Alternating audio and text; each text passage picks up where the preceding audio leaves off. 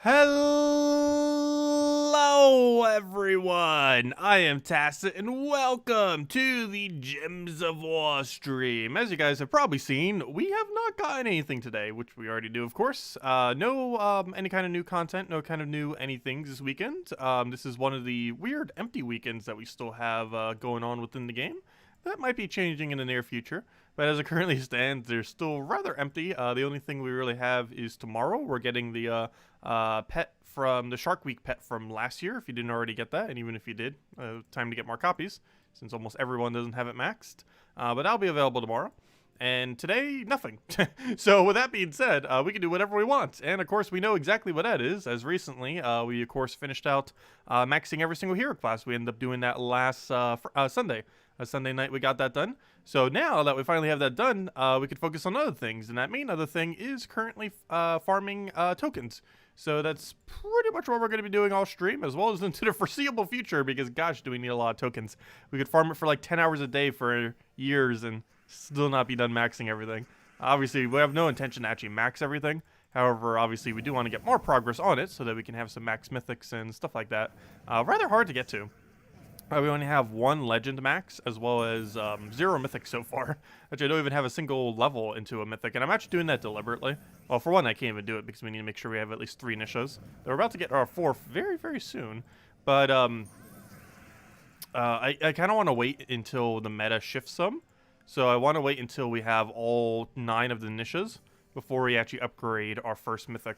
Though as it currently stands in the current state of the game, I am highly considering Phoenicia actually as my first mythic upgrade, just because she has really, really good potential, and as more stats come into the game over time, like once we start getting 20 kingdoms, you know, level 20 kingdoms, or, you know, 20 star kingdoms, I mean, she'll become increasingly more viable. So that's pretty much the game plan with that. But, yeah, we're just going to be farming this. We'll be doing this here and there pretty much most of our free time as far as Gems of War these days, since that's the main kind of thing that we need for progress within the game, at least this late in the game. Since we technically have as much as we would really ever need of almost every other resource in the entire game, with the only exception being tokens, and that's actually why we're doing 20% as well. 20% chasing does give you less gold and hero XP per hour. However, it does have a ever so slightly higher gain for overall token rate. And for this reason, we obviously want to get higher token rate.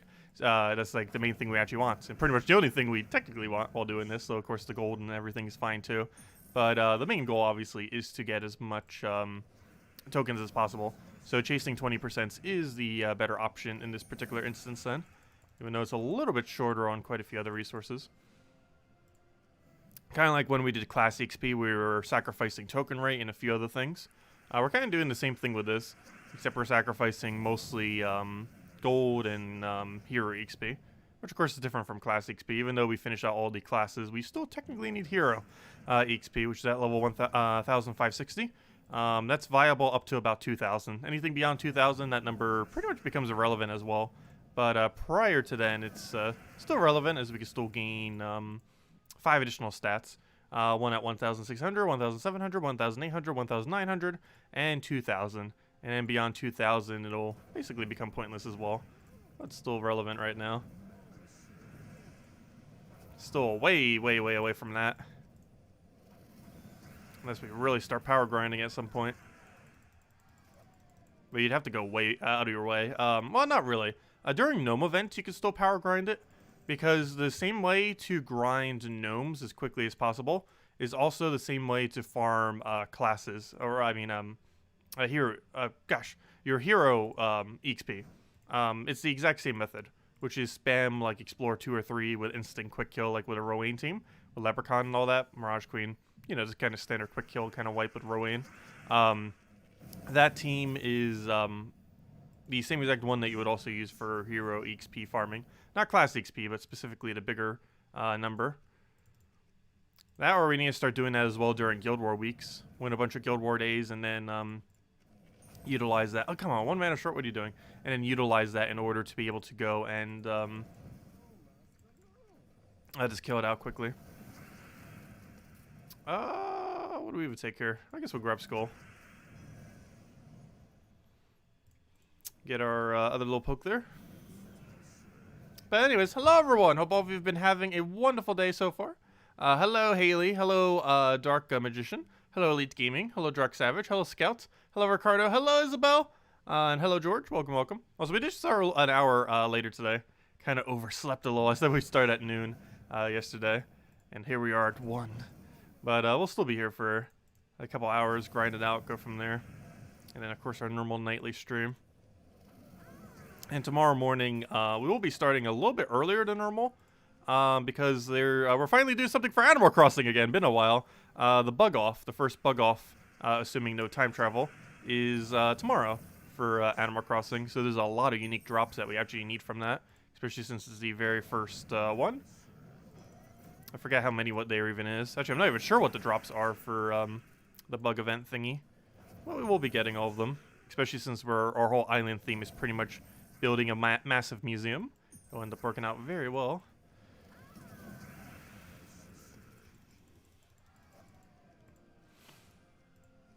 Is it possible to get 1,000 attack for ferocity using Psychorox for the 4x, 5x gem matches loop? Also, hello, yay. And Hairdry.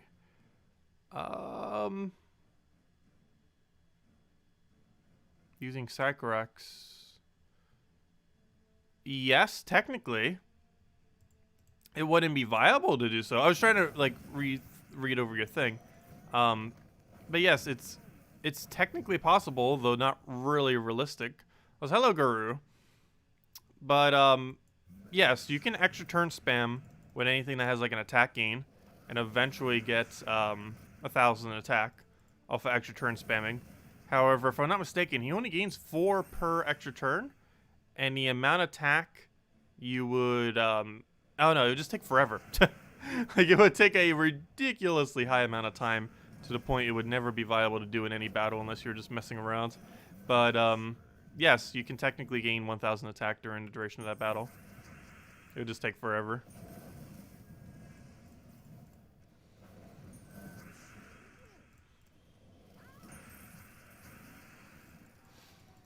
Since you mentioned Animal Crossing tomorrow, can you come by and water your flowers? You need bells badly. Sure. But yeah, Isabel, if you have a bunch of time tomorrow, I'm going to go and do the thing for most of the day as well. So if you wanted to help out with the bug off, I'm going to be doing it with 2 other people. So like you or Cinnamon, you, someone else, whatever we're going to be doing for it. But yeah, I need to find 2 trusted people that we can go get. And that way we can all get points simultaneously. So if you're around a bunch tomorrow, let me know. Because we'll be streaming from about 9 to 6 for it. Because that's the full duration of it. And of course, similar to the fishing one, I want to get a lot of it farming in on the very first one. Subsequent ones don't matter as much. But the very first one will, just because that's where we will get all of our supply for it. For like the next 3 months. So we can build up our museum island. Which is still extremely work in progress. Though I did finally clean up some stuff the other day. I'm slowly starting to like put it into storage houses. So that my outside isn't one massive mess. But it's still one massive mess. It has progress. Still got a bit of progress.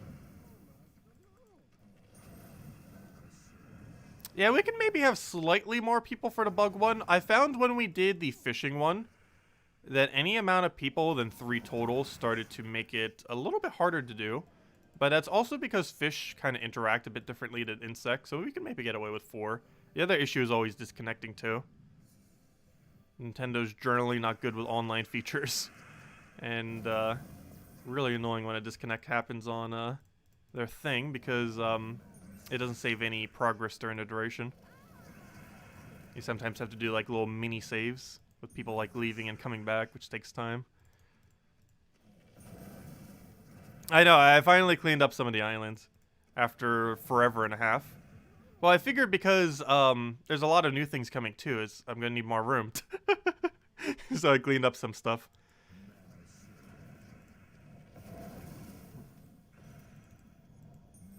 But yeah, what happened since I last streamed? Because it's been a while. I got in a couple more models from CJ. So we're getting closer on finishing those. We're actually surprisingly close at finishing all the fish as well. I didn't get an exact count, but I believe we're more than halfway done. I think we might even be more than 2/3 of the way done. We're pretty close to full fish completion. Problem is insect completion is going to take really long. I actually went to a southern hemisphere island, and I don't think one of the bugs that's available right now is catchable in multiplayer, which means full completion on bugs is not possible until December for northern hemisphere anyways. Oddly enough, I think southern hemisphere can actually get done slightly earlier, but northern hemisphere 100% completion cannot actually do so without time travel till December. I think fish can be done a little bit earlier than that, maybe even the next month or 2 or 3, but bug full completion actually can't be done until December for northern without time travel. So we got a while on that, though it's only one bug specifically. There might be some others that, you know, you'd almost get full completion prior. Let's see, you organize your islands and your museum with Cindy's help. Oh, has Cindy still been playing? Nice. I haven't been catching her streams lately. She started streaming at, like, whenever I would check to see if she was streaming, she wasn't streaming. And then I just kind of stopped checking to see if she was streaming. I don't normally naturally check Twitch, like, ever. I generally try to avoid ever having to watch on Twitch, generally. But, I might need to catch her stream sometime again. Let's see, I'll move that over. Grab Flammifer.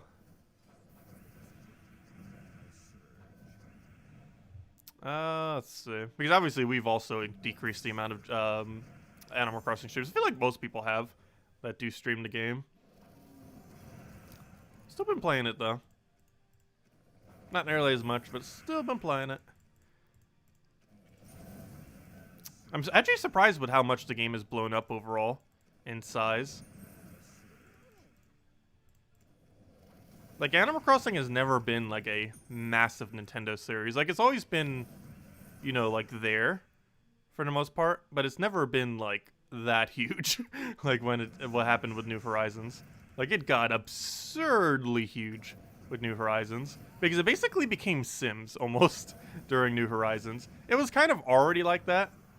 But it basically became that kind of franchise with New Horizons, it feels like.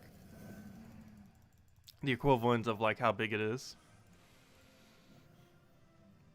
Which might also play into slightly how Sims hasn't actually released a new version in a while. If I'm not mistaken, isn't it the longest Sims has gone between a full version? Because when was 4? I was still in high school when 4 came out. So that was, what, 2011? 2012? So that's a really large gap between an actual Sims release. And Animal Crossing kind of filled that hole. Yeah, when was Sims 4? I'm pretty sure it was 2011 or 2012. As far as when it released. Which I'm pretty sure is the largest gap between the Sims. I need to go look that up now. Now I've just made myself curious on that. Hold up. When did Sims 4 come out? Oh, also, I forgot about it the other day.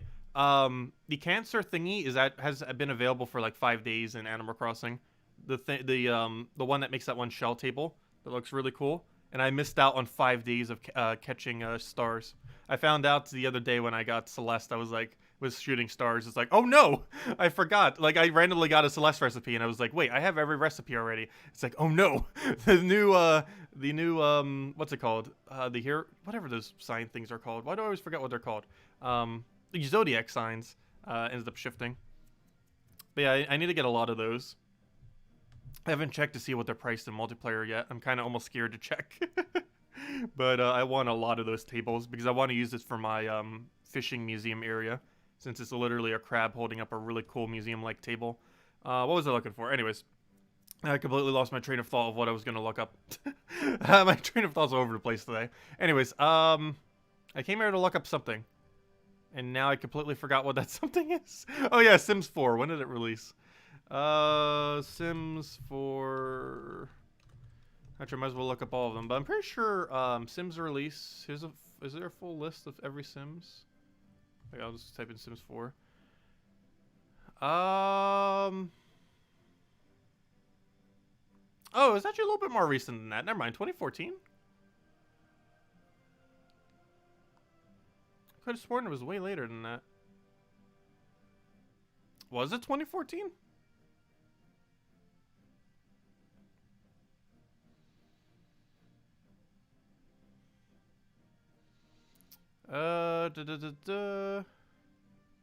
Yeah, it was announced earlier than that.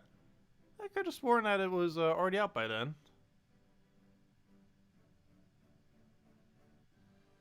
Yeah, it wasn't until 2014. Interesting. So it's been 6 years then. Almost 7. I could have sworn the gap was a little bit bigger than that. Anyways. Let's see.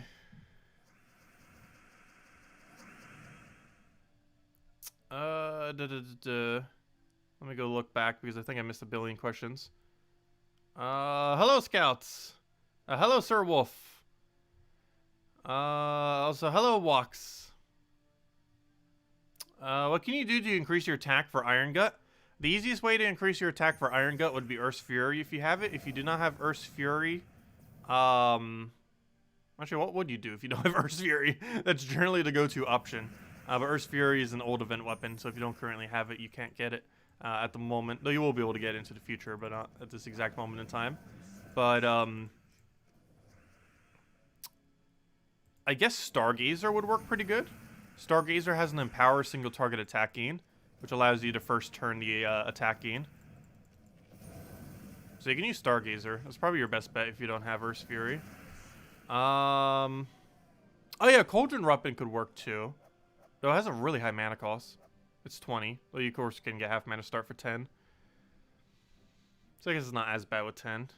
Phoenicia doesn't deal enough damage for that, Robert. Oh, what did Robert ask? Have you tried Megavore and Phoenicia? Seems like a good combo for Explorer 12. Yeah, as Sir Wolf mentioned, I don't think it currently does enough damage. That's not to say it would eventually do enough damage, and when it does, that would definitely be really viable. However, as it currently stands, I'm pretty sure it is close to 20 plus damage short. So will we eventually have that much damage? Probably.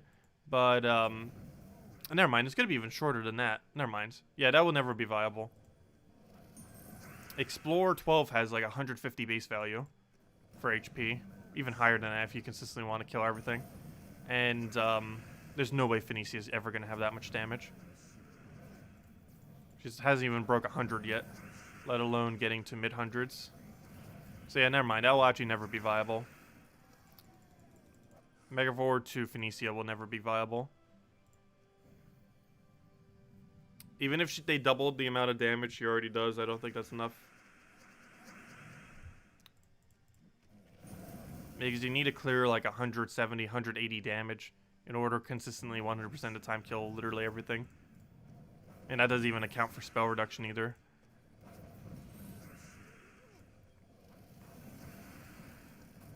And she's far away from being able to do that.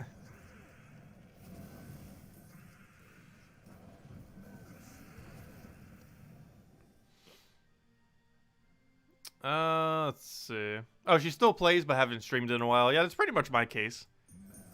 I don't play it too much these days. Like this month, I think I've only put in like 20 hours. Maybe closer to 34. Oh, we got a Nisha. Oh, we did it. So far we got 2 Nishas this week. Oh, if we get one more Nisha, we're handing out that code immediately. Because this is how close we are on a Nisha. We are 1 Nisha away from a badge. I mean a medal. Because that token will give us a badge, which will give us a medal. Okay, next seasons. I mean, not seasons. Next Nisha, we hand out code. And that'll also be our 3rd Nisha of the week. Sounds like a game plan. Very nice. Let's see. What was I doing? Oh yeah, chasing 20%. Let's go. But yeah, I think almost all my game time this month for Animal Crossing has been doing the wedding event. I've actually almost gotten every, or actually, not almost gotten, I've gotten every single wedding item in the game now. I also made sure to get a couple of duplicates of some. I have enough organs. That one really cool organ that you can actually like hold a note on. I think it's one of the only instruments, stationary instruments in the game that you can actually do that on. But I got enough of them so you can make a whole wall of organs. I want to do that for an upstairs. You need exactly 5, and I got 5. So now I can make an entire wall of organs. To make it seem like one gigantic organ. That doesn't work as good because it kind of seems like it's still 5 organs. But, yeah, it's pretty funny. I did it just so we could make it for one of our museum rooms. To have, like, literally a wall organ on the side of it. All the way at the ends. Figured it'd be funny. But I also got a lot of the tables. I'm getting a lot of tables. I think I'm going to have close to 3 dozen of them. The main reason I'm doing this is I'm considering using them for part of the museum. Particularly the bug side of the museum. Make it like the garden version of it and then using it for the bug museum. I was considering doing that. I haven't 100% confirmed into that. But it seemed like the most useful thing to mass buy. So that's the one that I happen to max buy. Though you still need to get a couple more copies of some of them. Because theoretically, you need to have at least 3 of every single item. I technically want to have 6 of every single item in case I want to have 2 sets out of the exact same thing. Which I almost have enough things for. I would need to double check exactly. But we should be pretty close.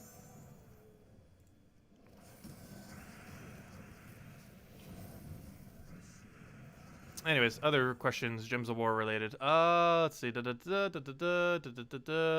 not a faster team? Shiota, Verskia, Thrall, Rowan, Megavore. Is that quicker? I have used similar before.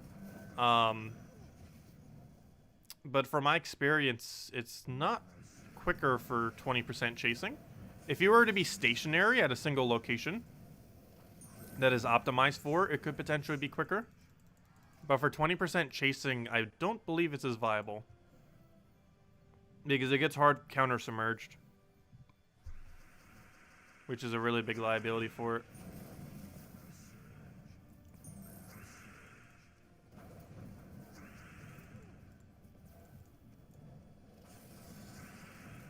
Whereas this thing theoretically has no counter. It has the Doom things, which can partially counter it.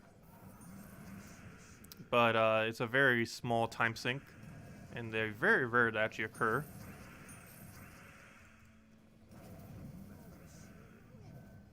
But I have tried that team before. Last I recall, it averages around 40 to 50 seconds, I believe. But that's if you're picking a more optimal kingdom for it and sitting there.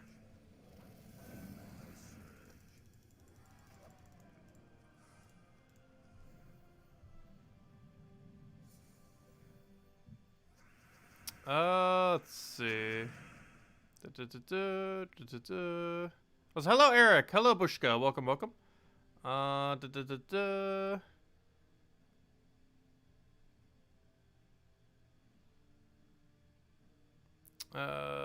You have 6 medals of Nisha? Nice. Yeah, I haven't been farming the last, like, 6 months, so I'm really low in Nisha. I got 3 within, like, a month and a half. Yeah, I'm about to just get my 4th. Hopefully this stream. Ideally, that'll be the thing we get this stream. Might even need to change our title to Farming for 4th Nisha.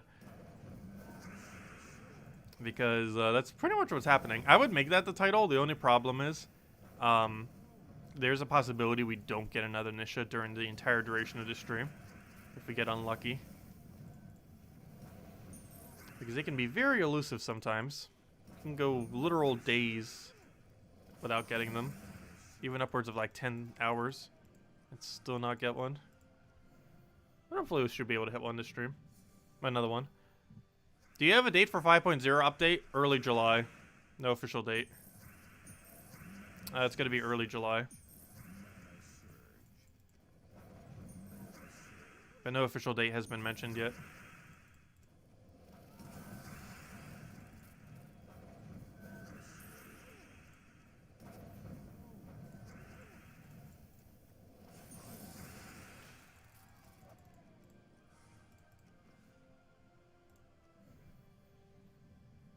How bad will 5.0 be? Well, it's not bad. It's definitely different.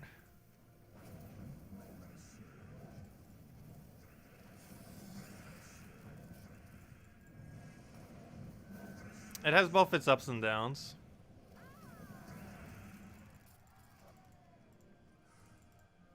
It definitely gives you more to do, if nothing else. Wait, why is it still 20% bonus? Okay, well, let's stay here then, I guess. I thought they always switch after you do one. Let's see. Are they going to nerf legendary tasks in 5.0? From what I've seen, no. If anything, they're actually buffing it in the sense that you could theoretically slightly increase the rate at gold that you get next patch. It's not much of an increase. However, the rate at which you could farm gold should theoretically be slightly quicker next patch, indirectly from some other things that they're doing. So, you will have an ever so slightly higher amount of gold. So, in theory, they're actually buffing legendary tasks. In the sense that you can farm gold ever so slightly quicker. It's a very minuscule change, though. But no, if anything, it's technically a buff. I didn't see anything that was a direct nerf to them. Just indirect buffs. Heard they will lose more players. Are we on a pay-to-win path? There's one thing in next patch that might be pay-to-win.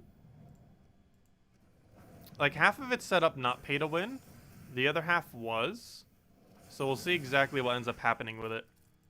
But, there is part of next patch that could potentially be pay to win.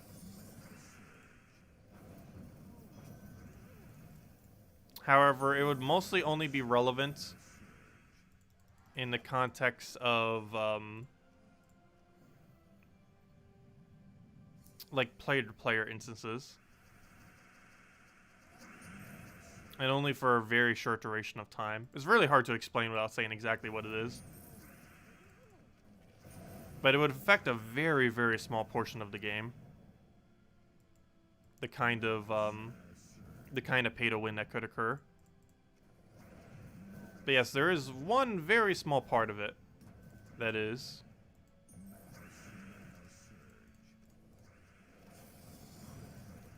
Let's see, I'll throw that down for now.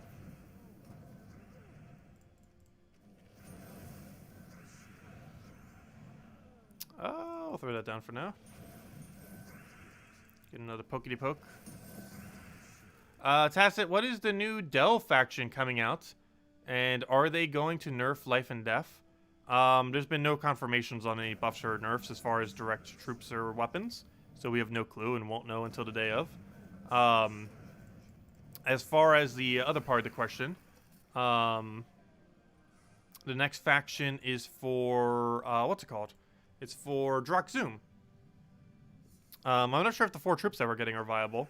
But the next faction, if I'm not mistaken, was dropping for Zoom. Also, next patch should probably be out by the time we get that as well, if I'm not mistaken.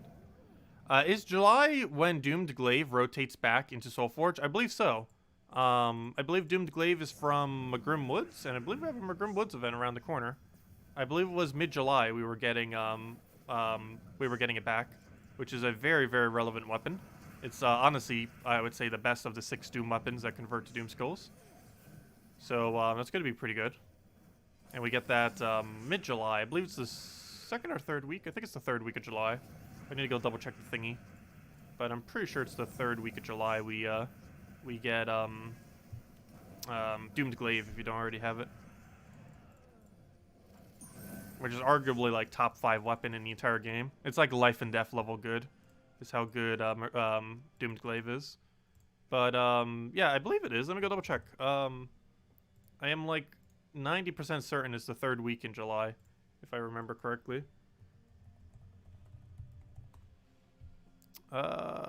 Troops. It feels weird looking under troops to see when it's coming. But Magrim Woods, yeah, July 20th. Isn't that the 3rd week in July? Pretty much. But yeah, July 20th. You'll be able to go get Doomed Glaive for that entire week. Also, apparently it's the same day that we're getting the new gnome. Wait, is that patch date? Interesting. Why are we getting the gnome exactly on that day? It still says 2 to be determined too, though that will change as of the next patch. But yeah, we're also apparently getting a new Vault Troop that day. A legendary one at that, which is rather interesting. Or not, yeah, legendary. Wait, where is it? Where's its rarity? Yeah, it's legendary. Interesting.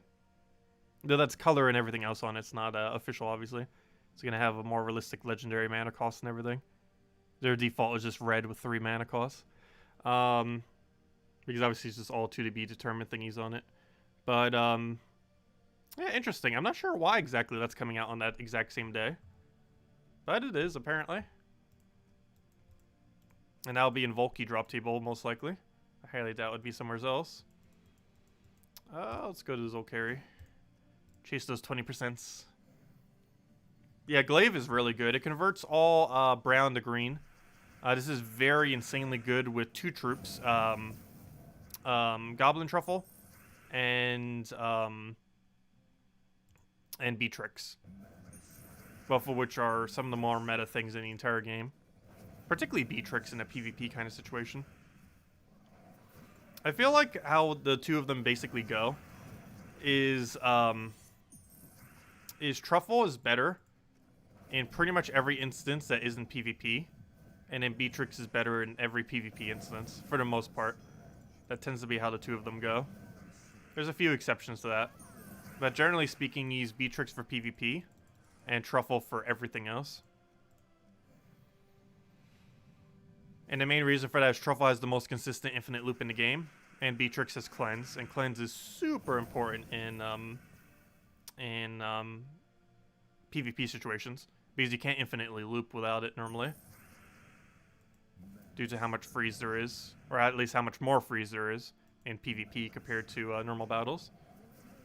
Like in a normal battle, you'll be lucky if you get frozen like a few times an hour when you're going through delves and these little kingdom battles like we are on Explore and stuff like that. You go to a PvP situation, you'll be lucky if you don't get freeze in a minute with how much freeze there is normally, especially in Guild War situations. Especially in late game Guild War situations. Like almost every other battle is freeze. Oh, we got a pet. Already got it maxed though. Stop giving me pets I already have. Though realistically, almost every pet's going to be like that just because we have so many of them. Let's see. What team are these PvP leaderboards with insane win rates using? I don't know. It could be any number of things. Also, not all of them are farming Explore. 3 trophy. And doing not 3 trophy is pretty easy to consistently get like 100% win rate normally. Or pretty close to it. 3 trophies where the harder ones normally are. And there's a way where you can kind of avoid them. There's like a strategy to doing it. Because they don't always just go purely into whatever 3 trophy is. And you can kind of tell by how many battles some of them have on if they're doing a different strategy. So their battles are relatively similar.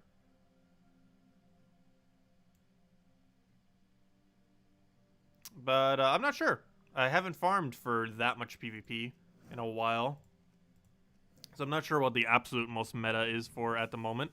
If I had to guess, it's probably a Zugoff team. Or a Web Spinner team.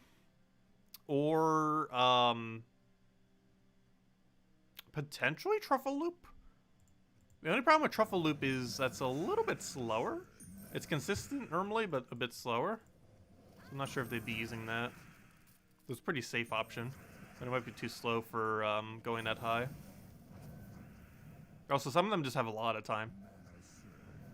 Have to keep in mind, some people are still out of work as well. From the coronavirus. So that gives some people way more time than they would normally have. Actually, my mom's going back in for her first time this Saturday. She's still technically unemployed, or, you know, underneath that category. They're only going to be calling her in, like, ever so occasionally. Because her job is based on tourism. And obviously, there's almost no tourism, given the virus.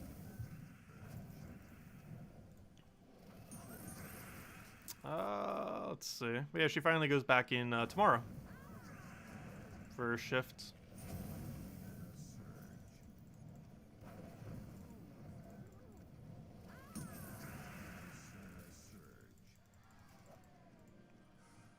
Okay, finish that one out. Grab this one over here. Oh, what team are these? Oh, never mind, I already answered that. But if anyone still has any other questions or anything I missed, let me know. So we're doing going to get Zoom up to level 10 soon. Is it not already? I thought it was already. Didn't it get a thing recently where it did? Or is it still 1 star short? It might be at 9 still. Let me go double check. I thought it did recently. Or maybe I was thinking of the faction. It was kind of assuming, oh yeah, faction soon, so it's already maxed. But no, I might have been thinking of the faction for it. Let me go double check. Do it after this battle, of course. Zugaf, why are you not full mana? You get full mana. I could just wait for extra turn there, couldn't I? Whoops. We'll get a Zugaf down there. And 1 more hit will do it. Problem is, where's my 1 hit? Hit when it doesn't give you that last 1 hit. Come on. There we go.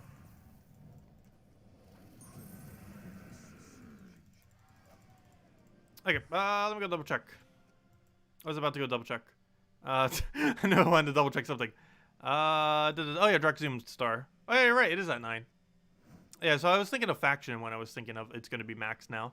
But yeah, next faction will do it. Yes. Next faction will bring Zoom to 10 plus stars. It'll bring it to exactly 13 if I'm not mistaken. Because I believe that's how many 21 troops go to is 13. And that would mean we would get an extra stat. And that 1 extra stat is specifically of attack. So yes, we will permanently have 1 whole additional attack as of next faction. Which will be pretty nice. Because it will be a Zoom faction. Which will bring in the attack. Yep, there we go. Permanent attack bonus soon. That's in a couple weeks from now. Who knows, man? We'll start getting 20-star kingdoms soon. We have yet to get a single 20-star yet. That'll be a pretty interesting milestone for the game. Also, there's a really good chance they're eventually going to 30 stars. They obviously haven't expanded out yet. But there's like a 99% chance they are. You can tell by the coloration and the fact that they've pretty much mentioned exactly that in the past. Because the current coloration only stops at epic. There's still coloration to go legendary and mythic. And theoretically, even Doom color now too. Since they added another color above mythic, which will be more prevalent going in the next patch.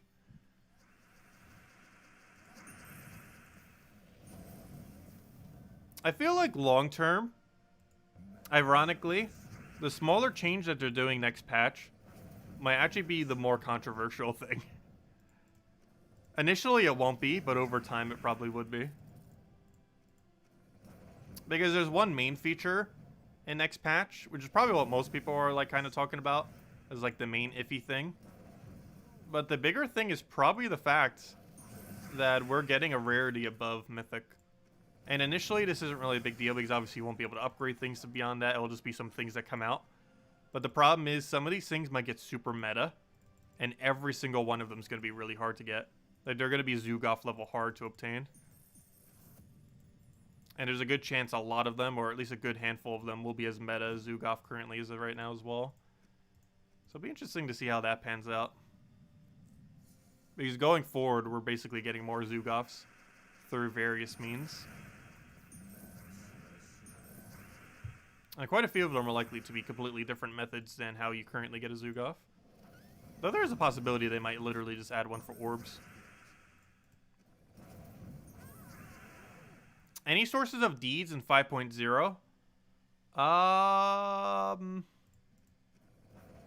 believe the answer is no. I don't recall anyway. But no, deed rate has not been increased. Though, honestly, deed rate isn't too much different than what they said. Well, maybe a little bit so. They said in about a year you'd be able to get all of them to level 15. And this is somewhat not true. Because you'd definitely be able to get some amount to 15. But definitely not all of them. Because as it currently stands, I believe by the 1 year mark, which is basically 2 to 3 months from now. I forget exactly when in September it came out. I know it came out in September though. But in 2 to 3 months from now, I would likely have the potential to upgrade... how many total to max? 1, 5... And then we have 1 laying around, so that's 6. And we'd likely to get at least one more 7. So we'd be able to get about 7 level 15 kingdoms. So that's 1/4 complete. However, we would also have the deeds to upgrade a lot of the other ones to like 12 or 13 or so. But we wouldn't have the Imperials. So I think the biggest lack on them right now is Imperial drop rate. Other than that, I would say it's pretty much true. As far as like the normal colors and everything. It comes pretty close. But not quite. But yeah, Imperials is like the biggest thing that's lacking from it. I think they overestimated how many Imperials we would end up getting randomly from the tasks over the course of a year.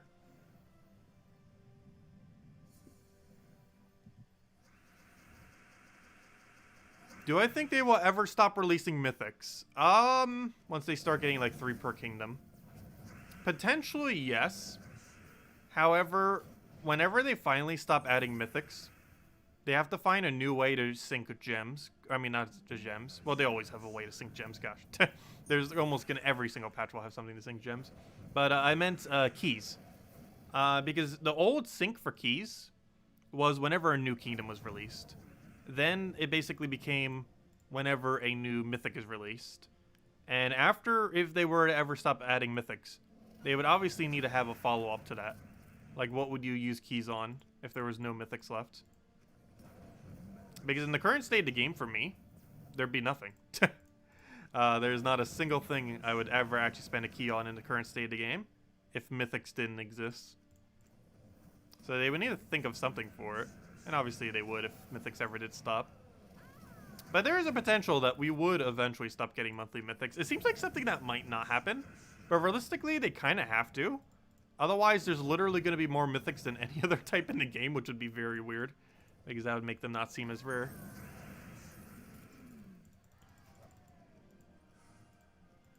But, yeah, I never really thought about that. But yeah, once they reach 3 mythics, I don't feel like they would go further than that. There's even potential they would stop at 2, but I think they would go to 3. At least 3. Because we don't currently have a kingdom with 3, but I could see them going to 3. But going beyond 3 kind of seems iffy on if they would actually go that far. Because you're starting to get into a really high number of mythics at that point. That'd be more mythics than some kingdoms have commons. Which would be very weird from a rarity standpoint. But who knows, maybe they will just literally add mythics. But you have to keep in mind, the amount of numbers they would even need to hit 3 of every single mythic is pretty high. Because right now, I think we have half the kingdoms at 2 mythics. And then we'd still need a 3rd for each of them. So we're talking like... What is that then? We're talking an amount of time that's like almost 4 years. Right? Because, 1 per week, month. 34 kingdoms. And we still have a little bit more of the other section. So yeah, we're talking about like 3.5, 4 years. So they still have plenty of time if they're planning to do 3 mythics on every single kingdom. Before they have to figure out something else. We're talking almost 4 years.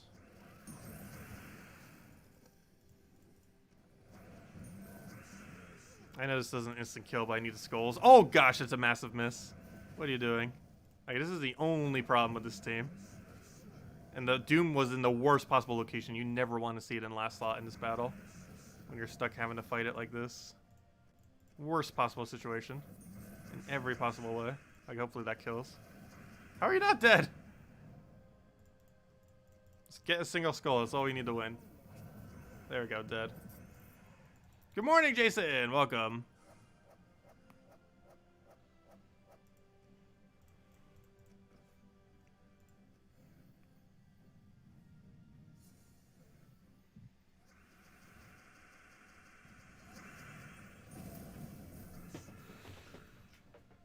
I know, 20 to 25% is nowhere near 100%. That is true.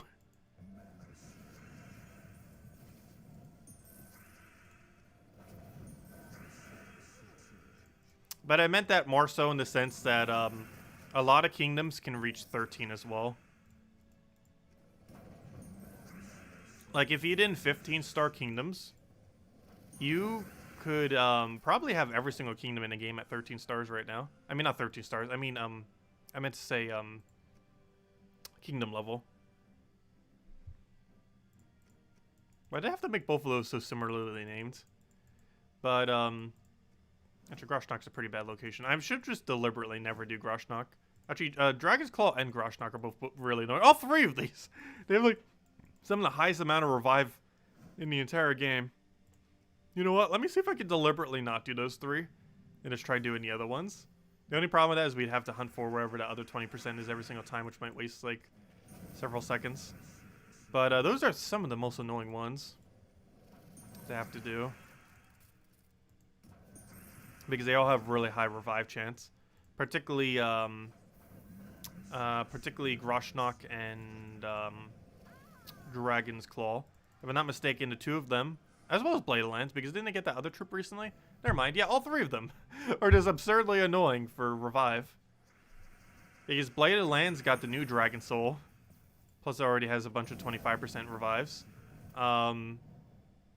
Dragon's Claw has Dragon Soul, the original, as well as a bunch of other small revives. And the main problem with the one Orc place of Groshnok is they have a 100% revive troop.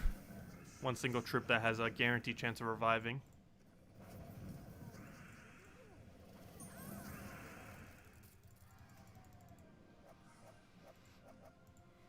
Should you continue hoarding your orbs? Yes. You should always hoard all of your orbs.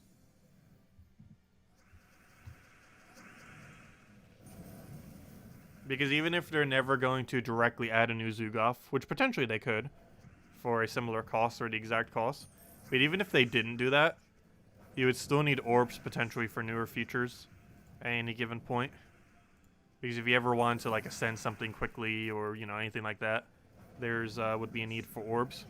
So hoarding orbs is always a good idea. Orbs are one of those currencies, particularly blue and purple orbs, especially blue orbs, that are pretty much never not going to be viable. Like, there's never going to be a single point within this game where getting a blue orb is a bad thing. Or a purple orb, for that matter. But particularly the blue one. Like, a blue orb is never going to be a bad drop. This game could be, like, 5 years into the future, and a blue orb will still be a sought-after drop, most likely. Just because it's a really fundamental resource. That helps a lot.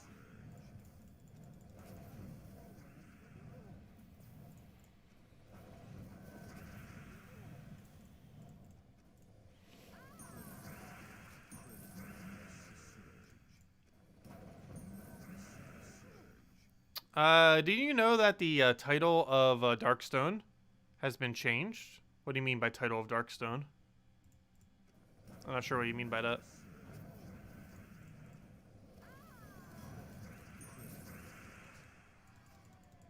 On a scale on 1 to life and death, how good do you think the new mythic is? Above life and death. It's better than life and death.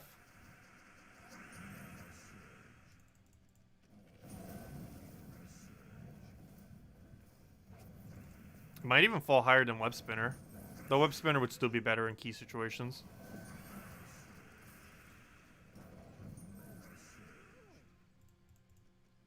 And not with key, I mean, you know, when I say key, I mean specific in situations.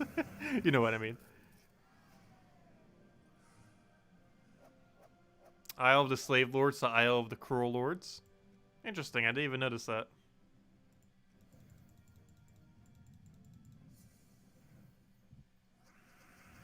Oh no, does that mean Thrall's not going to be a slave anymore? Does that mean they're officially nerfing Thrall? Thrall nerf confirmed. Thrall's getting nerfed next patch. Let's see. Actually, I have no clue if he's getting nerfed, obviously. But, there's a good chance he realistically is. As well as every single thing that destroys gems. I'd be really surprised if we get a 5.0 patch without every single gem destroy troop in the game getting nerfed to like half its magic or something.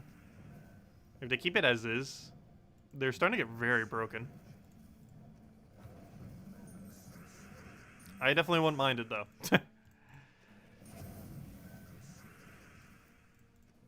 There always has to be something that will be the most broken.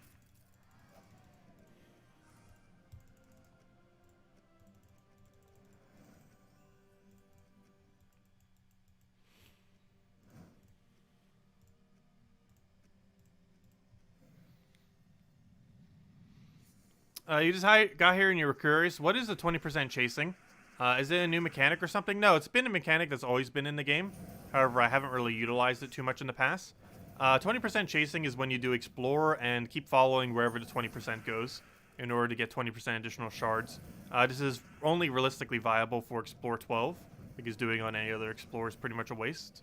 But it basically just maximizes the amount of tokens you get per hour by giving you a slightly higher rate, by giving you more shards, which gets you more chests, which overall gets your rate up of how many you get.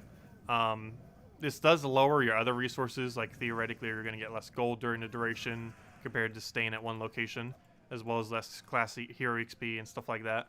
But if the only thing you're after is tokens, chasing 20% is the quickest rate for tokens in the game.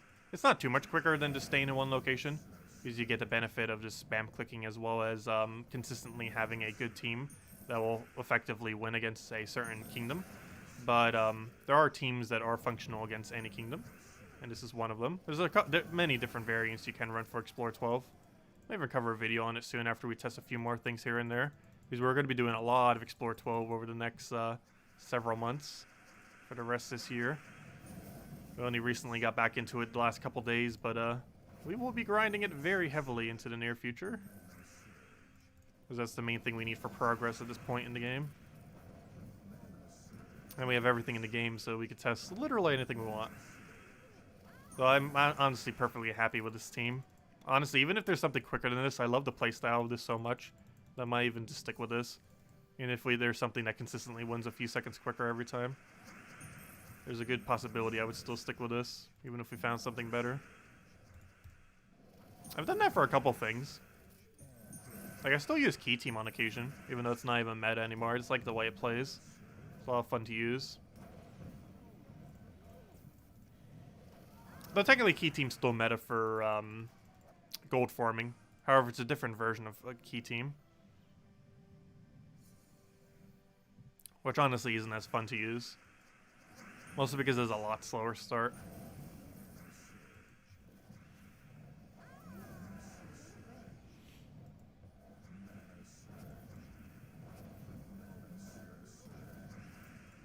Stop hitting us. Also, that Bless is going to get in the way of our skull damage.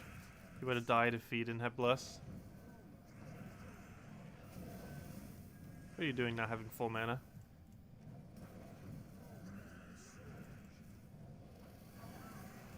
Also, did I get summoned? Getting trolled by a billion things this battle.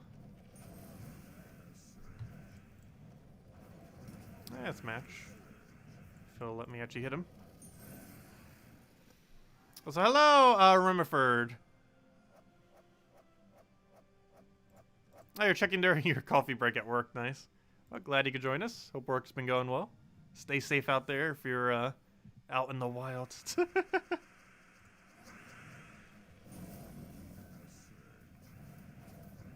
Let's see. What have we been taking here?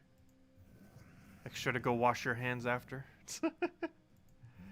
I've always paranoid with washing my hands, even before pandemic. Like, my entire lifestyle was already set up perfectly for pandemic. I always generally avoid ever going out, unless I absolutely have to. I always wash my hands, like, paranoidly, like, always. And, I'm normally, like, always social distance, because I am very introverted, and very rarely seek social interaction. I still do on occasion. I can see friends and stuff ever so rarely, but it is ever so rare. Let's see. Okay, this is gonna be annoying. We're at a little bit of a mana deficiency, and literally only one troop left of Zugoff. Okay, when that happens. Come on, Zugoff, you got this. Watch him die somehow. He could potentially give us a really good board for mana. Though he doesn't give us too good of a board, but it works. Where's the last little bit of mana I need? I'll take that down for now. Give me my mana. Nothing looks good. Oh yeah, we have blue, never mind. He's dead. Wow, that battle's weird. There we go. Also, we haven't lost yet with this team, surprisingly. They'll probably jinx that soon. Hey, where's our next 20%? There it is. That's the only problem with keeping those 3 all the way over there. Might need to do some of them. Is because keeping all 3 of them locked in is going to be annoying. Since it's going to take harder. It's going to be harder to find where the 20% move to every single time. Since there's only one possible location if we're holding the other 3. 3 might be too many to hold. However, right now I am currently holding what is probably the most annoying 3 to take. Because their revive chances is way too high.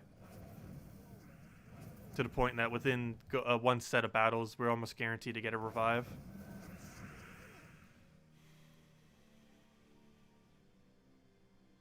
Do I happen to have a form of autism? I might. I'm not sure. I definitely have probably something where my train of thought generally goes all over the place. Not sure what that's called. Also, I probably have dyslexia because my dad has it really, really ridiculously bad. I was always pretty decent at writing and stuff like that. But I have noticed, like, switching of stuff. I even do it with numbers and things. Like, just like a visual dyslexia. But, I'm not sure for sure. Never been specifically tested for any of them. I definitely have something related to my train of thought being all over the place, though. That's never not the case. Because my brain tends to not focus. Well, I can focus on things for a very long duration of time. But my brain's kind of all over the place as far as what it's actually thinking about while it's doing that one thing. Like, I can do something really repetitive for a very long time, and it won't annoy me. But, my brain will likely be thinking of a billion different things. It's also why I normally, like, mid-sentence sometimes I'll, like, be talking about something and then completely lose my train of thought because my brain's trying to move on to something else. And, yeah, it just kind of fails. What is 20% chasing? It's when you go after Explore 12 by constantly going for the ones that have 20% additional bonus. Actually, I find it kind of funny how many people are mentioning that. It just goes to show how long it's been since we've done 20% chasing. I think it's actually been quite literally 7 months. It has been a very, very long time since we have actually done this. However, it is the most effective way in the entire game to obtain tokens. Which is why we're doing it. Because we finally finished out hero classes. So next goal is farm 1 billion tokens.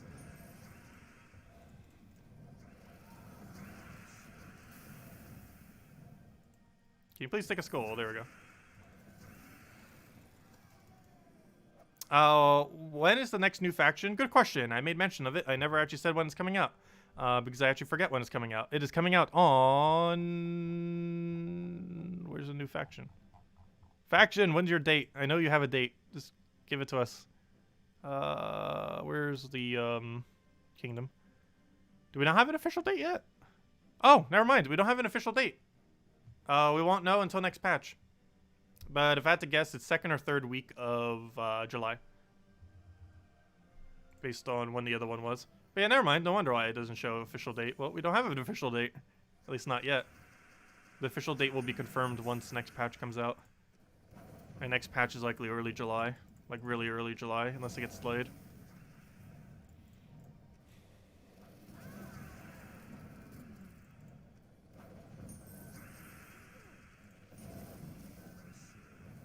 Is the new mythic next week any good? Yes, it's going to be one of the best mythics in the entire game. Assuming they don't change it between now and then. Actually, what does it currently look like? Let me go double check. I don't think they've changed it yet. So, next week's mythic, and by next week I mean literally a week from today, is this thing. Oh, don't give me a small image. Come on. Give me the big image. I'm not sure why it does that sometimes. So, the Lord of Slaughter. This is a mythic coming from Wild Plains. It's going to be a War Gear construct. Also, if I'm not mistaken, this is the first construct mythic in the game. This is not really relevant too much, but yeah, it's the first construct mythic in the game. Other than that, it creates 6 brown gems. It then gets to convert all brown gems to Doom Skulls. So right there, this is already a Shegra, but Doom Skulls. So Shegra creates 6 red and then converts them all to skulls. This is that same mechanic, but it's for brown, and it creates Doom Skulls, which are obviously better than skulls. It then gets to inflict 1 to 2 bleeds and 1 to 2 death marks on random enemies. The 1 to do bleeds, obviously not going to do too much. However, the 1 to do death marks basically almost makes this like a life and death inside his ability. So he basically has Shegra plus life and death's damage, or death mark mechanic. Not its damage, but its death mark mechanic. And then it has 25% armored, nothing too special. It has Song of Doom, summons a Doomstorm at the start of battle, which is actually extremely relevant for a quick start. This is actually one of the more relevant aspects he has. Because not only does he have a Doomskull convert, he also has Doomstorm attached to him. And the most relevant thing, this was added in version 2.0. It was removed from 2.0 completely. It was removed from the entire game, I think, at 2.1 or 2.2, because it was so overpowered. 100% chance to ignore armor with skull damage. The game has power creeped enough that they're adding this back into the game on one single troop. This existed in 2.0, and if any of you have been around for like 4 years ago when 2.0 existed, actually at this point it's almost like 4.5 years ago, but basically what happened is a bunch of troops came in with a 100% chance to do true damage, including some commons. At one point, Glaive Archer, or whatever it was called, was actually the strongest thing in the game, that one common, because it had 20% dodge while having 100% true damage, making it basically the strongest troop in the game as a common, which was really funny. However, they finally added this mechanic back into the game to have a 100% chance to ignore ignore armor when doing skull damage. Basically, what this means is he will only do true damage with his skulls, which essentially means every single time you take a skull, he will hit HP value. Which means if you do a setup where you'll have enough damage where you can hit one-shot the enemy, every single skull you do will one-shot them directly onto their HP. So this ends up working out very, very well. He even has an indirect bleed, which will also poke them down a little bit. Deathmark will randomly get kills. He has some armor reduction. He has the storm at start. Yeah, it's going to be really, really insanely good. And they haven't nerfed it yet, so we'll see if it comes out that way. Yeah, it's going to be very, very strong. Potentially top 5 mythic in the entire game. Or not even potentially. It's almost guaranteed going to be top 5 mythic. Obviously, you'll still need to mess around with it. It might seem a little bit stronger on paper than actually in practice. But it could theoretically be the strongest mythic in the entire game. Well, we'll have to do testing on it. It's definitely 100% worth getting. Like, if you have keys, you need to try to get this thing. Even if it's not, like, the best thing in the entire game, it is going to be very viable for things.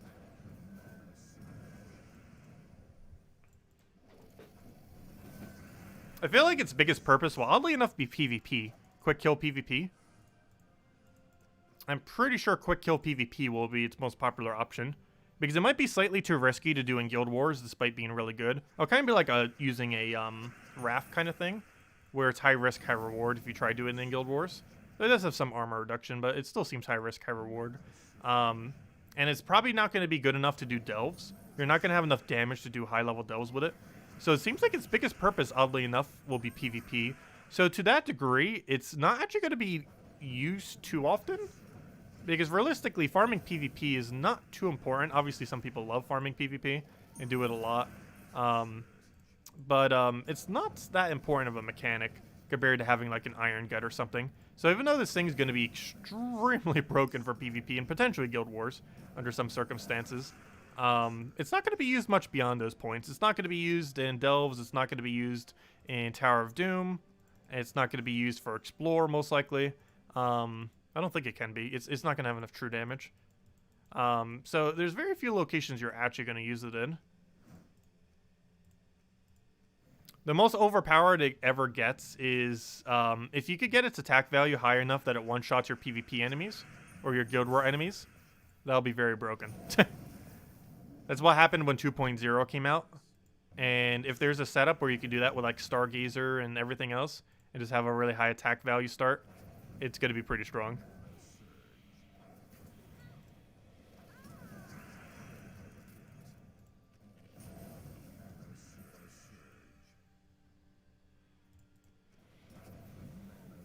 But yeah, it's very situational nonetheless. It's pretty much exclusive of PvP and Guild War kind of troop.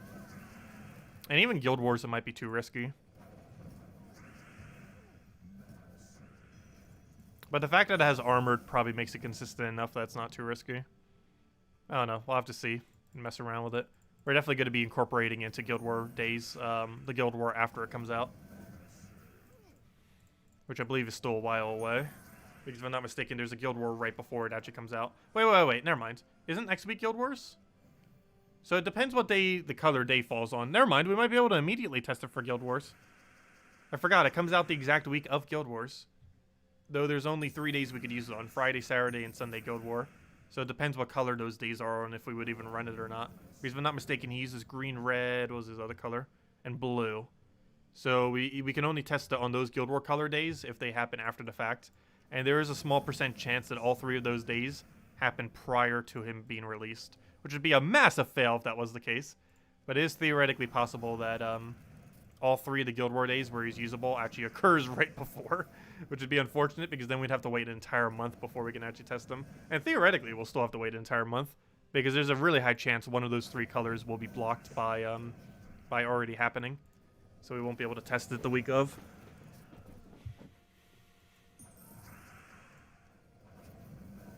Risky means worth trying.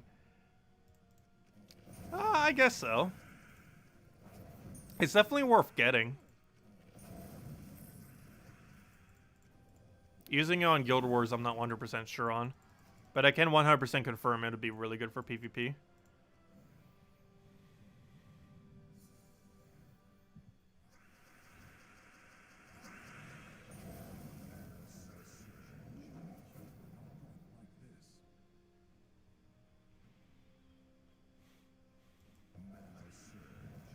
I don't know, the main synergies that would have is any of the Doom weapons that convert to Doom Skulls.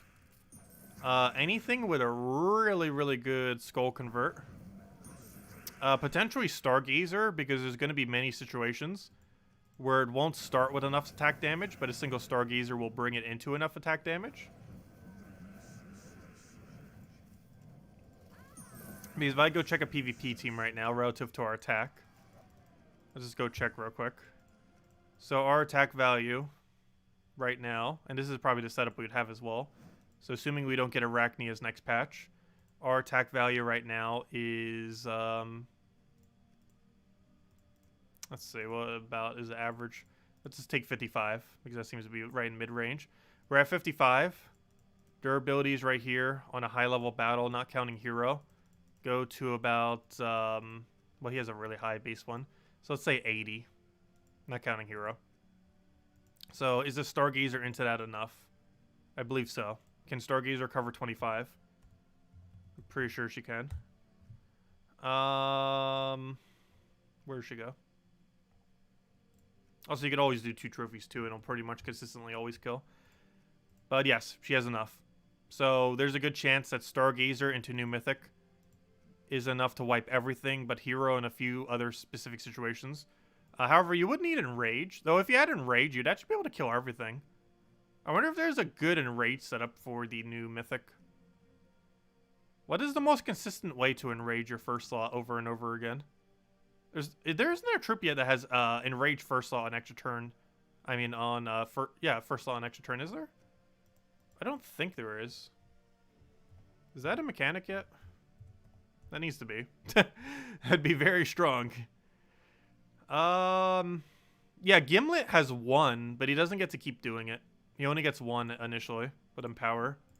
But it's only 1. You don't get to keep doing it. Hunter's Mark could work, but the problem with that is Hunter's Mark immunity. So it wouldn't be 100% consistent. With Enrage, that'd be 100% consistent. Nothing would counter it. But Hunter's Mark would get countered by Hunter's Mark immunity. And this wouldn't really work out because he can't be in first slot with it. Because the Mythic would have to be in first slot, of course. Yeah, we don't have a consistent... that'd be a really strong trait. A Legend or a Mythic that enrages first slot every extra turn. Or even your entire team if it's a Mythic. But if it was a Legend, it'd probably just be your first slot. If we ever got something like that, that'd be very strong. Doesn't currently exist, though. Yeah, our best bet is pretty much just Gimlet. If we do want to go the Enrage route specifically. But that'd probably be a waste. Because Mythic doesn't use brown and it counters his green. If the Mythic used brown, I would consider it. But it doesn't use brown. Gosh, I might need to go do some of the other kingdoms. Having only one single 20% chase is, makes it long to try to find where Nerf it is. Well, we wouldn't want to use more medals. We would instead want to use the medals into seasons. Because we gain a lot more value out of it since it also gives 4 HP and 4 armor on top of the 4 attack. And ideally, we'd only want to cast Stargazer once in one of those kind of battles. Rather than multiple, so we wouldn't be able to get the extra value off the magic.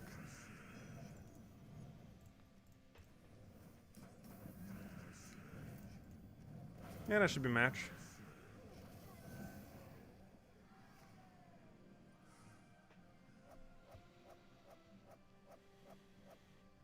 Oh, hello, September Black. Welcome. Also, hello, Neil and James and Mod Mark. How many people have I not said hello to? Gosh.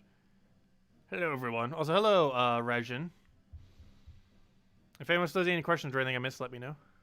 Apparently, I missed a bunch of hellos. I'm just reading back a little bit, so I missed some things. I read that already.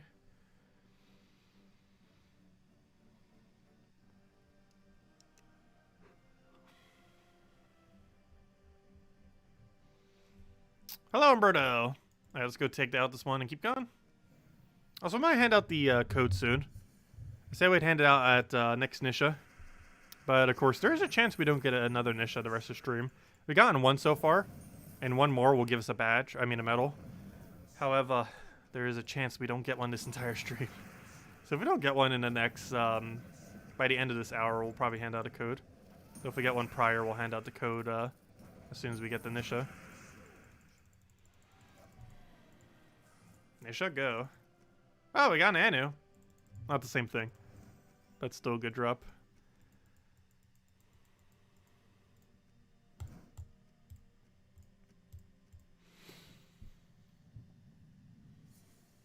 How about Fist of Zorn with the next mythic? I don't think it's enough attack gain.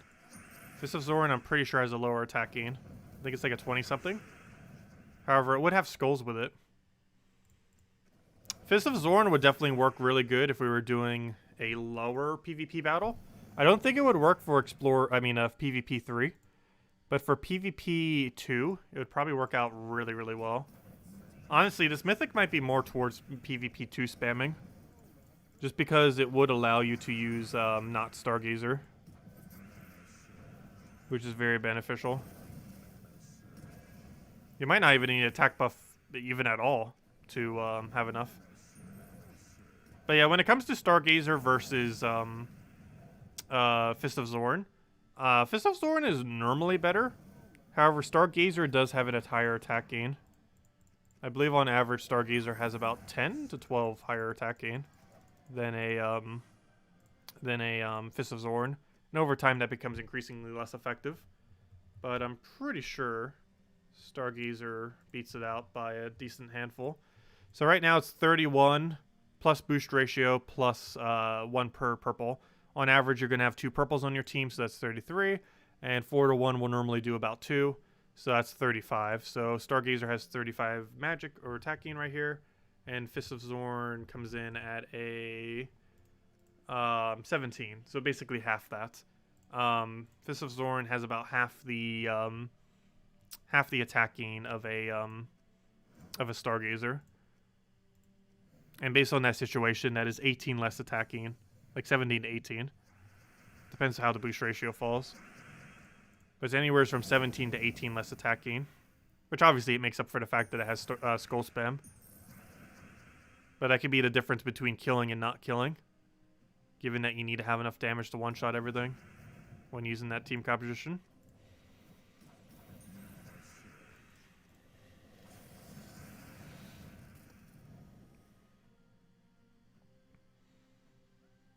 What does 20% chasing do? It gives you 20% additional shards from any of the kingdoms that has the 20% bonus attached to it. And then it moves to a different one. As was mentioned in chat, it was basically added to the game. Well, it came in the time when tokens were added. But it basically was added in combination with tokens in order to encourage people to do different explores. Obviously, that's not the way most people do it. However, the whole point of that mechanic was theoretically to do what we're doing now. Like, what we're doing now is actually the intended way of playing Explore. Like, the actual intended way. Like, every other way are just, like, alternate farming methods. However, the exact way we're playing right now is technically the intended way for Explore, and that is to chase the 20% over and over again in order to get a higher bonus. And they implemented this mechanic, most likely. It was never confirmed that they implemented it for this reason, but it seems kind of obvious that it was most likely the reason why, was to encourage people to actually get a wider diversity of the kingdoms that they do. Because before, with challenges, how they were set up and everything, a couple years back, you basically just farm one single challenge or a few different ones in just a few specific kingdoms, and you would never go anywhere else. Whereas this whole 20% mechanic on Explore encourages you to go to pretty much every kingdom in the game, which gives a much higher diversity of battles, which makes it more interesting, which is the main reason why they implemented it like that. Most people don't do it, but that is the intended purpose, is to actually get people to do every Explore in the game, rather than sticking at one location. Obviously, many farming teams can function better at one specific location, though, since they don't have to deal with things that, you know, would counter the build. But there are some builds in the game that can run every single kingdom pretty much effectively. Like, even Zugov can do some kingdoms a little bit worse, but every single team will eventually reach a kingdom where it will work a little bit worse. If you're doing, like, a Rowan quick kill with Megavore or Urskia Shield, you're going to go bad against Submerge. If you're using Zugov, you're going to go bad against the kingdoms that have those immune to instant kill troops. Pretty much every single team will find at least one area where will get slightly more countered than another.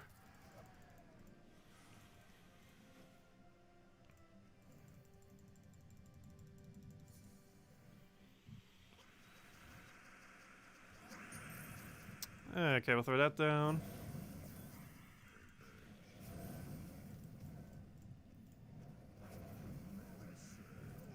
I'm gonna go for that because of his score reduction. It's not as high as it used to be. That's still high. I kind of miss the days when when Corvash had 50% score reduction.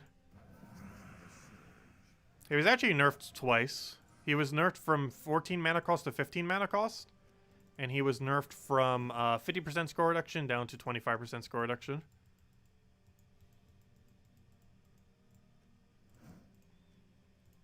The bigger nerf was, oddly enough, probably the mana cost change. Even though it was only a 1 mana cost change, there's a huge difference between 14 and 15 mana costs.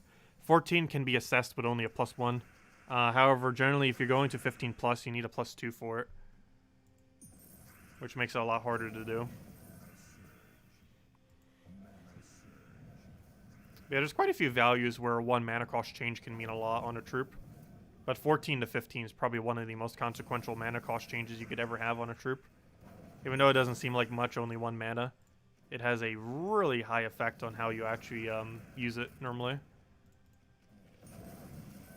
The next most effective change is probably a 12 to a 13, because it's no longer as viable to +2 it, since you can't 5 times for a full mana on it. You'd still normally go +2 on it, especially if it's your mana generator. But yeah, the biggest change is probably 14 to 15. But the next biggest change is probably 12 to 13. And the other biggest nerf would probably be 9 to 10. If any of those 1 mana cost changes would ever be done, they have the largest impact on how you would actually use the troop. Honestly, something like a 20 to a 22 or 24 mana cost has less of an impact than a 1 mana cost increase in those 3 locations. Simply because it changes drastically how much you would use the troop. Whereas pretty much anything above 20, for the most part, you just mana spam. So the strategy is the exact same, and it wouldn't actually affect how you use it. It would just make it ever so slightly harder to actually get their mana.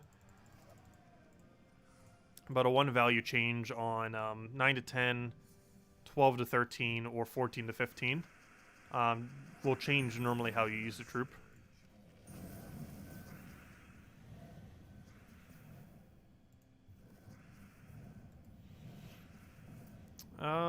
What do we take here? Everything looks bad, so we'll just throw that down and hope we get lucky. And luckily we do.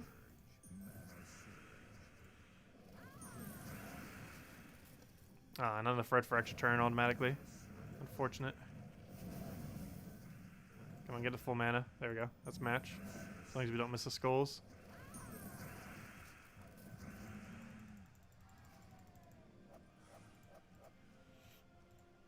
Will the power level creep 25% skull reduction almost feels like a waste of a talent in most games? Yes. 20% reduction, which for whatever reason they added to the game, 25% reduction and 30% reduction are not pointless, but they are pretty bad.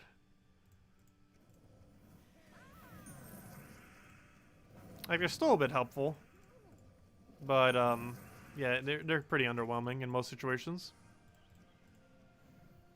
They normally will only allow you to survive 1 additional skull, which can mean the difference between winning and losing. But it normally only makes the difference of a single skull in most battles.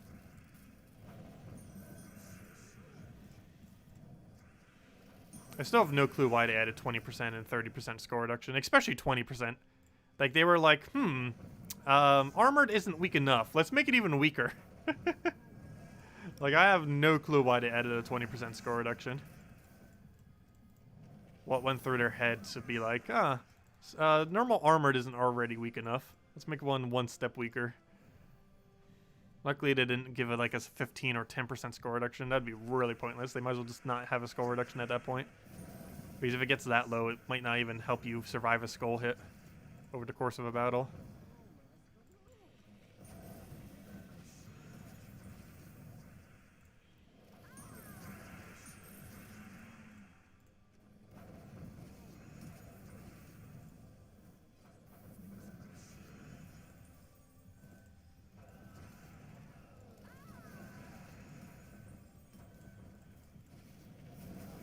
Yeah, it's a really weird trait to have on a mythic. And some of them make sense just because some of their other aspects might be like really, really strong sometimes. But I feel like a lot of mythics have abysmal traits. Oh, it's code time. We got our second Nisha. Third Nisha of the week. Second Nisha of the stream. And with this, we have... Oh, no. Why do you gotta ruin this moment, guard? Our guard thing got in the way of our shiny Nishas. Getting the weakest medal in the game. Next to our Medal of Nisha. Gosh, I might need to screenshot this. You know how long it has been since we have gotten a Nisha medal? December was the last time I've gotten a Nisha medal, just because I haven't been farming them lately. It has been almost 7 months. Actually, I guess closer to 6 months, because I believe I got it mid-December. So it has been 6 months since we have gotten one. But there we go. Let's go hand out a code. I said I would hand it out at a Nisha. And that is a Nisha. That is very much so, Anisha. Okay, let me go put this code in, put that there, put that there, put that there, put that there, put that there, put that there, put that there. So many there's there. And here you guys go. There's the redeem code. Used on gemsawar.com with the game code section. Simply click that link. Your invite code is found in your settings menu. Redeem code's right over there in chat, starting with VC. And it gives the same reward as always. 2 treasure maps, 1 gem key, 200 souls, and 2,500 gold. Enjoy, everyone. There we go. We have gotten our... Oh, it still has the blue animation behind it. That's funny. Oh, now it changed to white. Why do you gotta ruin the moment, Medal of Guard? There we go. We got ourselves another Nisha. Which means, theoretically, we finally, for the first time ever, have enough Nishas that we could technically upgrade a Mythic. I could give Phoenicia 1 magic if I wanted to. But I will be holding, because by the time we have 6 Nishas, the meta may have changed enough where a different mythic is worth upgrading. And for that reason, until I have 9 total Nishas, I am not upgrading any mythics. Because by the time we have 9 Nishas, the meta might have changed. So we're going to be holding for now. Also, I need to retreat from this one. I still can't believe we have some kingdoms not at 12 already. But how many we've already been doing. But there we go. Now it's 12. Okay, are you still 20% bonus? Yes, you are. Okay, let's go take it then.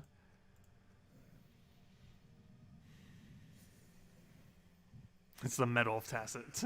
But yeah, we still got a ways to go. But now that we're actually farming, we should be starting to see them roll in a lot more, you know, a lot quicker than before. Ideally, I want to aim for 2 Nishas a month, I think.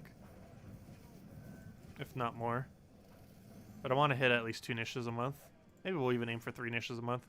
But I definitely want to aim for about 2 Nishas a month if we can.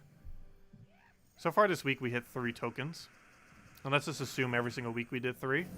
That'd be about 1.5 Nishas a month. So we'd have to do a little bit better than that.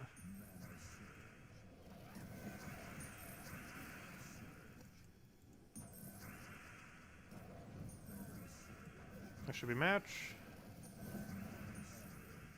No, the amount that you need to fully upgrade a mythic at 100% is 6. The reason we need 9 is so that we'll have 3 spear to set as troops. Otherwise, we won't be able to set 12 magic. But no, you only need 6 to max out a single troop. The reason for 9 is you need to have 3 spears.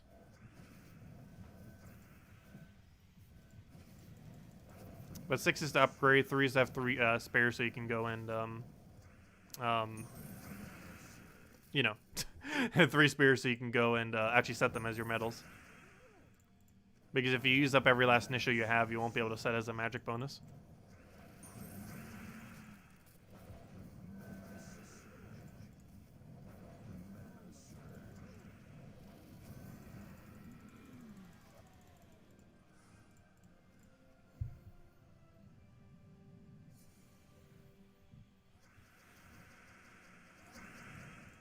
But yeah, we haven't even farmed a full week and we got 3 so far. So that's pretty good rate so far. I'm not sure how many I want to actually aim for per week.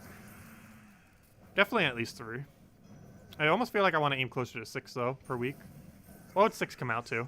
If we got 6 every single week, 4 weeks generally in a month, or, you know, on average, you can pretty much just assume 4. Since there's normally a couple extra days, but, you know, it's pretty much just 4 weeks. But anyways, 4 weeks in a month. So that comes out to, what was that? 24 tokens. And 24 tokens is 2 full Nishas. That's 18, 21. Yeah, it's 2 Nishas and 2 badges. It's 2 medals, 2 badges. Is what we could get per month if we average 6 Nishas per week. Which I'm not sure if it's that possible to do. Well, obviously it's possible to do. But, you know, luck can be bad sometimes. To say the least.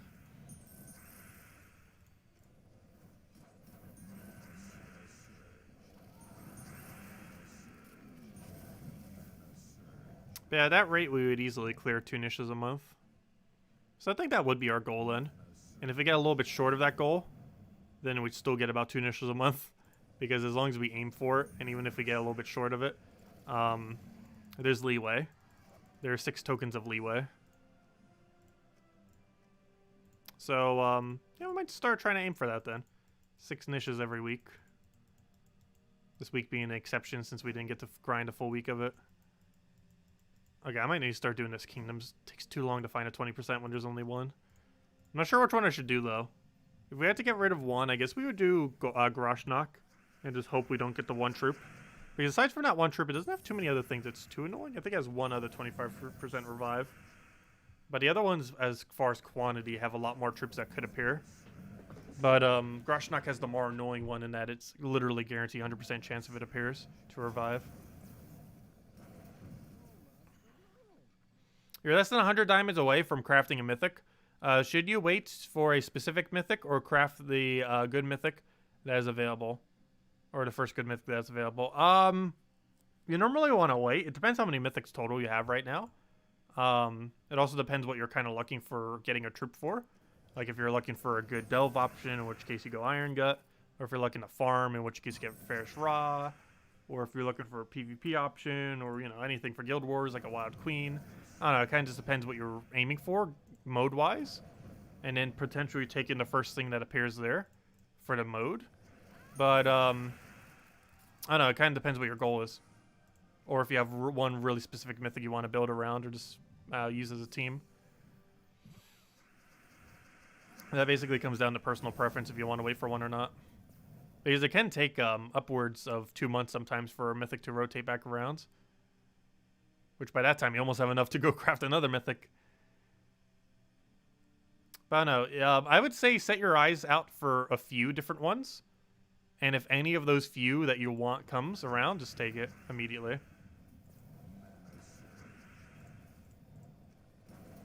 That's probably the best strategy for it. Because if you're looking for, like, let's say 3 specific mythics at a given time, there's a good chance that you'd find one of them within a few weeks. Whereas if you're only looking for 1 specific mythic, it could potentially take months, depending on where its rotation is.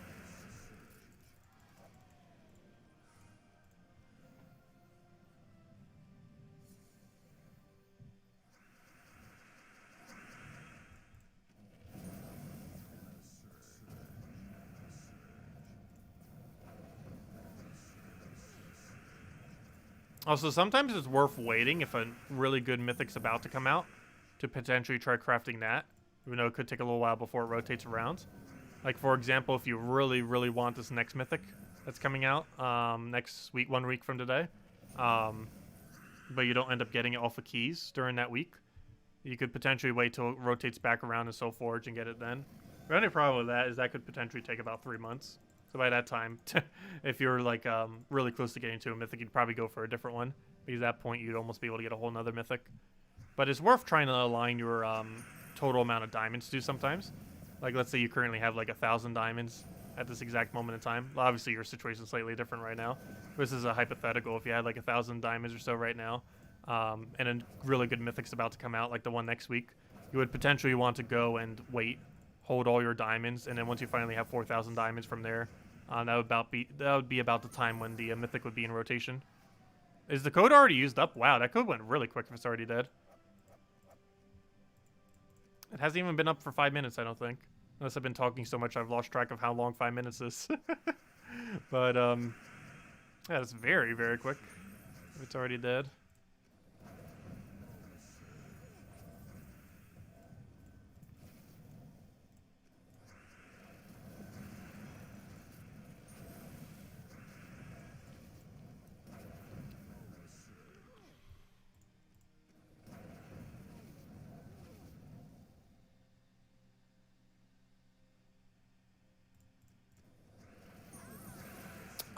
My thoughts are this next mythic will be weaker in 3, but stronger in 2. But yes, there is a chance that this new mythic will be weaker in 3 trophy, but stronger in 2 trophy than Web Spinner. There's a lot more instances that will consistently kill than Web Spinner will for 2 trophies. The biggest issue it's going to have with 3 trophy is while Web Spinner can occasionally have enough attack damage to one-shot 3 trophy, even with ally attack buff sometimes with, this next mythic will be kind of all over the place on if it can or can't, and probably won't be consistent enough for 3 trophy overall. However, it'll have higher consistency for 2 trophy. But yes, that is very likely to be the case. Where it's less effective on 3, but more effective on 2.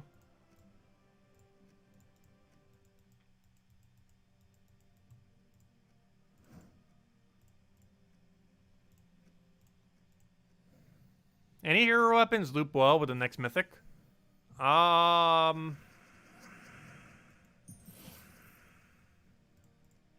none of them loop per se. Oddly enough, building a construct team might not be bad with that one slicer weapon. The only problem with that, never mind, there's no hero class that's construct yet. It's the biggest thing holding that weapon back. Never mind, don't do that. We still need a construct hero class before that's viable, which we don't have yet. It's one of the few typings that we don't have for hero classes. What else is there that has overlap on the weapon thing? I don't think the Wargear one has overlap. Because that's his other typing. Does the Wargear weapon create its own color?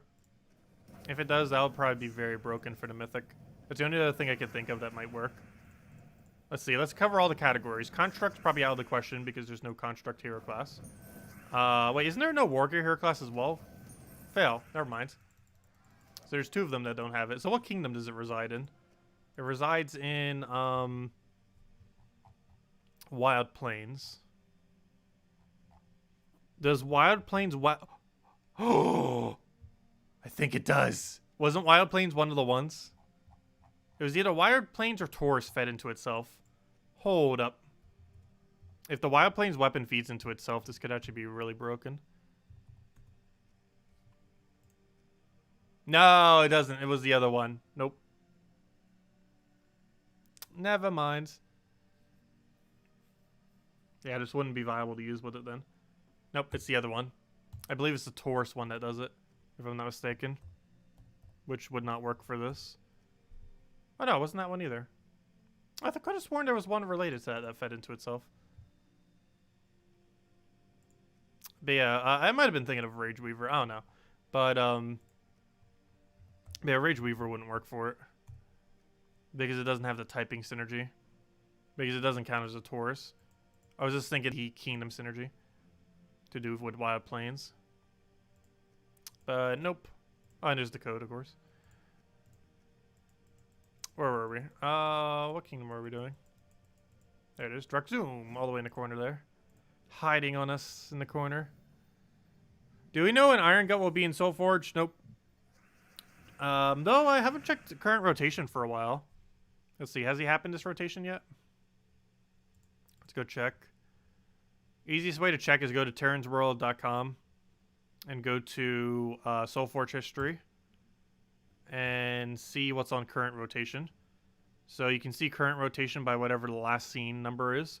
So here we can see we're currently on rotation number 16. So basically what you do here is control find what troop you want. So for example, let's say Iron Gut, and see if he has happened yet in the number. So as we can see right here, the most recent Iron Gut was 15, which means yes, Iron Gut could be next week.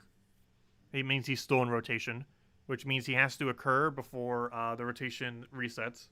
So the more troops that have been taken out of rotation, the higher chance that he could occur, or whatever troop you're looking for.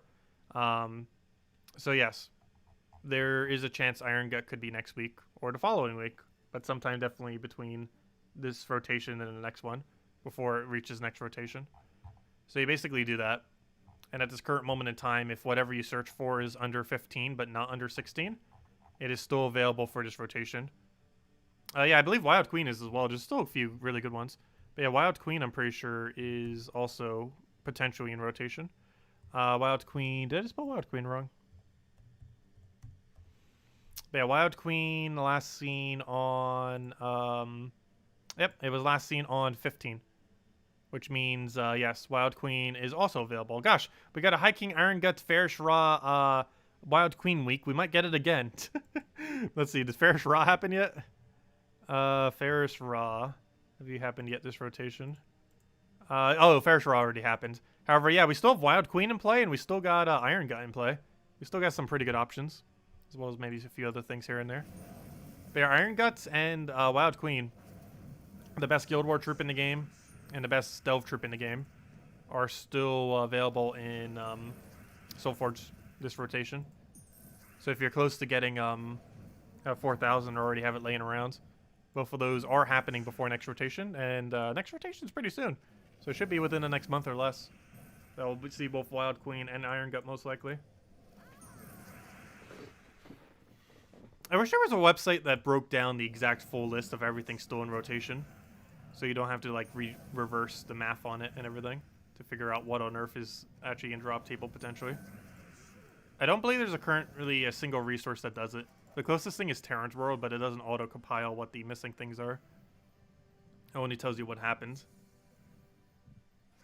I wonder if anyone will ever make a resource for that. That'd be very convenient.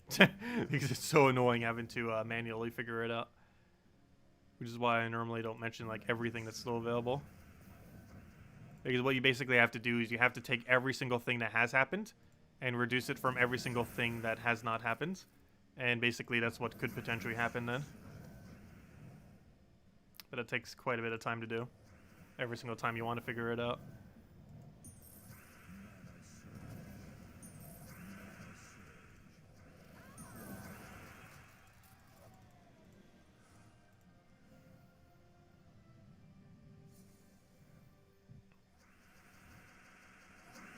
Yeah, a lot of mythics later in the game are almost more so obtained literally just to get star levels.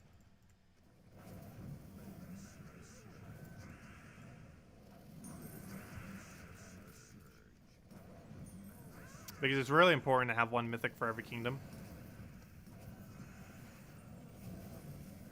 Once you start getting later in the game. Because you need it for an extra stat on every kingdom.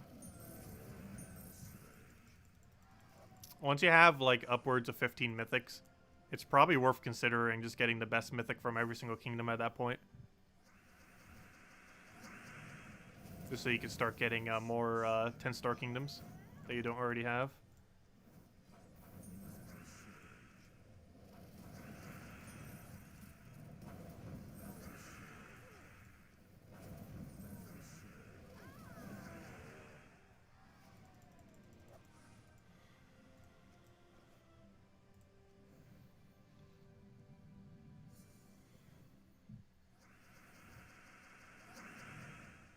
You've been holding out for Wild Queen? Well, no worries. She's coming very soon.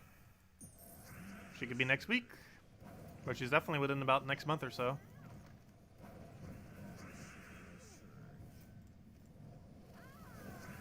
I should have aimed for his last slot first. Because he can stun my triple damage to burning. At this point, I guess that doesn't matter. But it would have been relevant if the battle went a little bit differently. Okay, that's match.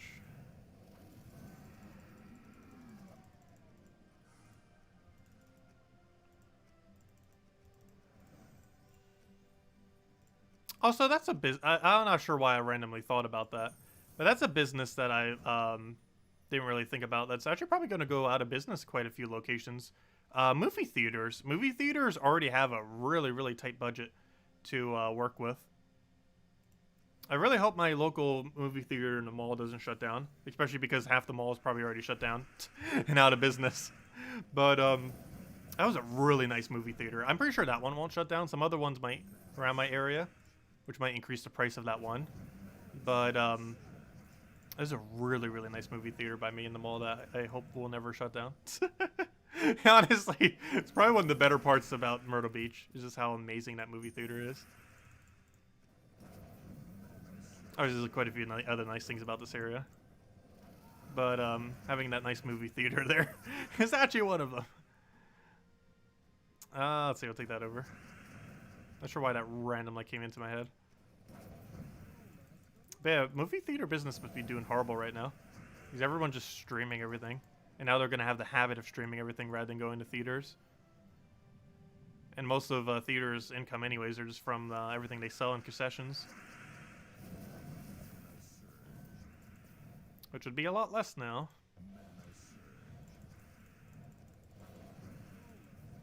What do we even grab here? Take the other thing. What was the that match 3 game you once played that had like troops and stuff? You got into it for a while, troops and stuff. I'm trying to think of which one you're referring to.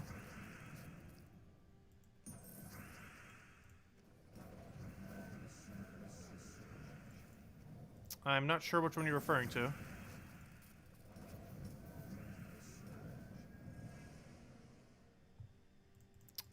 But yeah, I'm not sure which one. I know I've played a couple.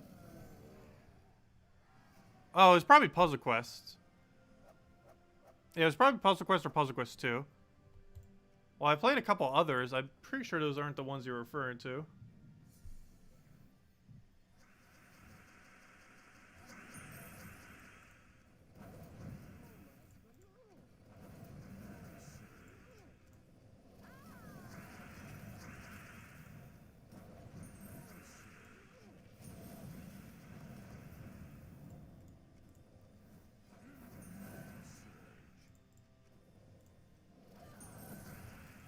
Yeah, neither of those two have troops, so I'm not sure what you're referring to. Either Puzzle Quest or Puzzle Quest 2 have troops. Their whole setup is one single hero. Yeah, the most recent Match 3 game I played that wasn't Gems of War was the remake of Puzzle Quest, the HD remake, which came out as a Switch exclusive. I think it's timed exclusive. It'll probably come out to next-gen consoles when they release. But it was a timed exclusive for Nintendo Switch, which is still timed exclusive right now. And it was just a HD remake of Puzzle Quest with some better assets, some more quest lines, and stuff like that. And I think they did a few rebalance changes. But, and also had all the past DLC in it, of course, for free. Or, you know, in the price of the base game. But, yeah, that's the most recent one we did, and that was back in October, if I'm not mistaken. September, October, somewhere around there. And that reminds me, speaking of Switch, the first console game I believe I've ever played just came out on Switch a few days ago. I'm not sure if I'm going to stream it or not. It's actually a bit pricey for what it is. It's 15 bucks. But it's a Star Wars racing game. I might give it a shot. We might stream it at some point, just for nostalgia's sake, because it is the first ever console game I ever played. Is what it is.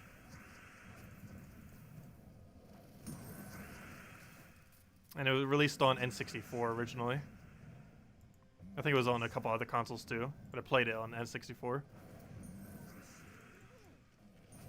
That was the first ever console game I ever played. I don't think it's the first ever video game I ever played, but I know for sure it was the first ever console game that I actually like owned and played. I think Mario 64 might have been like literally first. But as far as like actually like owning and playing like in my own house, I would actually remember. I'm pretty sure it was that game. Like I saw it just like randomly in the thing and it's like, oh wait, that is literally that.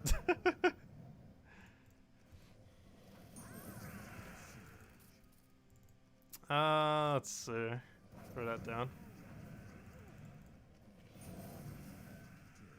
Was it Oath Match? Oh yeah, we did play Oath Match. It was a small little like indie thing. It wasn't anything too special. I did have fun with it.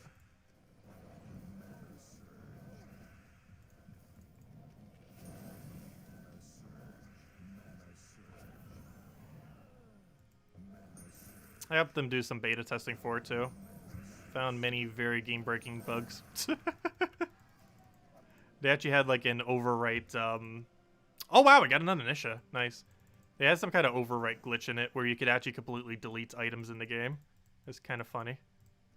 Like key items that you would only ever get once. There was a way to actually delete them. Luckily, it got patched before they ever released the game.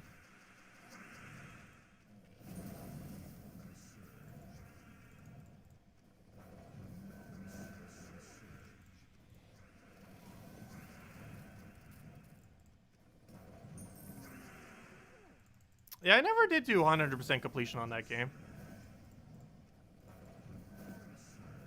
I wish they would have done better with the endless mode thingy that they had on it. Or kind of like that roguelike kind of setup for it. I was expecting a little bit more from it, but they never really fleshed it out. Which is unfortunate. Oh, sorry, what was your question, Marco? Let's see. What do you think of pairing the new Mythic with King Bloodhammer and Glaceon? You could. And just do a really heavy mana generator for all three of them. The only issue that might have is really, really high mana cost if you had all three. I'm not sure what you do for your mana generator to even make up for it, because you can't Mountain Crusher first. I guess you can Mountain Crusher second. But, I don't know, you would need some kind of really massive mana generator to make that work. Because you're talking like a total of over 60 mana costs between the three of them. Because you have 24, 20, and 16. So never mind, that's exactly 60 actually. On the dot. Which is a really massive mana cost for a Skull Spam. Like even Zugoff's a 32. Which is like half that. It's not really a Skull Spam, but it does normally secure a double kill.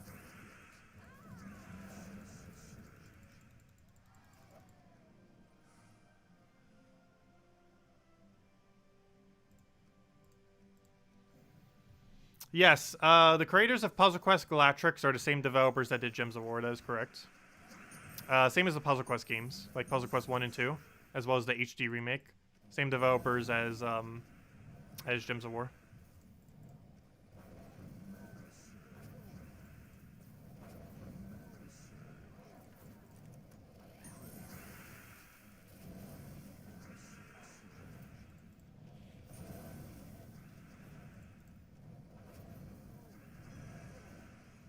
Yeah, I've heard from people on stream that Puzzle Quest Galactrix was not that great. I've heard a lot of issues with that game. And also, the main thing keeping me away is I just don't really care for how the board moves. Seems a little bit weirder than the traditional method of how you would do a match 3. Which is cool, that's creative and such, but to have an entire game based around it, that gimmick, I don't think I would care for too much personally. Even just ignoring all the other faults that it might have. But no, so far, my favorite not Gems of War game they ever made was the original Puzzle Quest. And technically the HD remake then, that's currently only on Switch, which is the most recent version of it. Though you can get it on Steam as well. I think it's like $10 on Steam. But it's not the it doesn't have all the HD content or in the new quest lines that they added.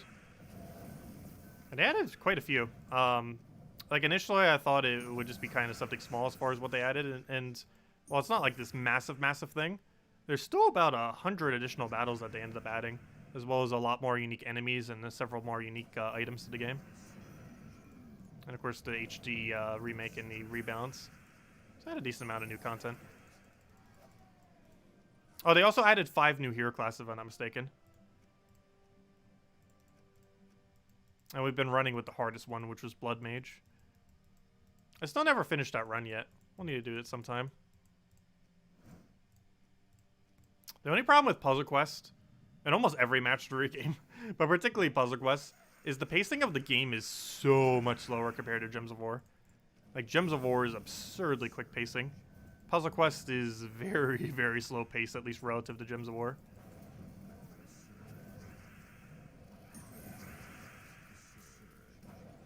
Like, a single battle sometimes can take like 3 to 5 minutes.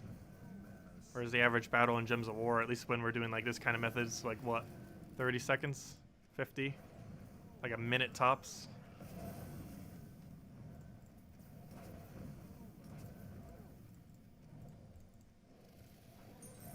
And obviously you can get battles as close to like 15 seconds. Obviously if you're doing like Rowan quick kill. What is my favorite not by these devs match 3 game? I don't know, I haven't really played an excessively high amount in the genre. Because the first thing I was ever played in the genre was, of course, Gems of War when it first came out. I feel like a lot of people's first match 3 game might have been Gems of War. I know it was mine personally. But, because it's not really a genre a lot of people tend to go to. Like, it's a really casual genre. However, there are some games within, you know, within it that aren't as casual. I would kind of consider Gems of War as one of those. Even though it kind of was released a little bit more towards the casual side, but then developed into something that was quite a bit more fleshed out. But even if it's earlier stages, it was still kind of fleshed out. But, I don't know, I don't think I have one currently. I haven't played enough to really know. If there's another one that I would really like. I've never actually played Candy Crush, oddly enough. Still to this day, I've never played Candy Crush. We might need to stream it sometime just for fun. But I've never played Candy Crush yet.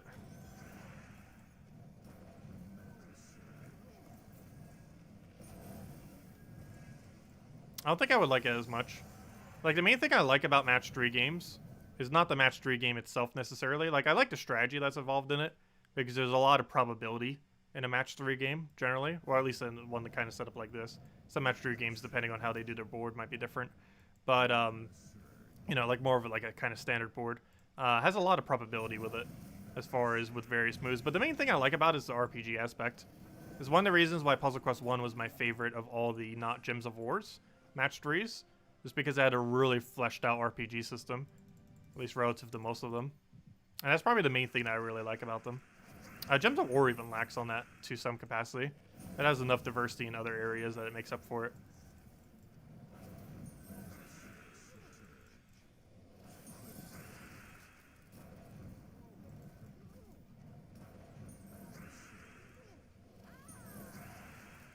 That's not enough to kill. Let's go for mana. And that's enough to kill.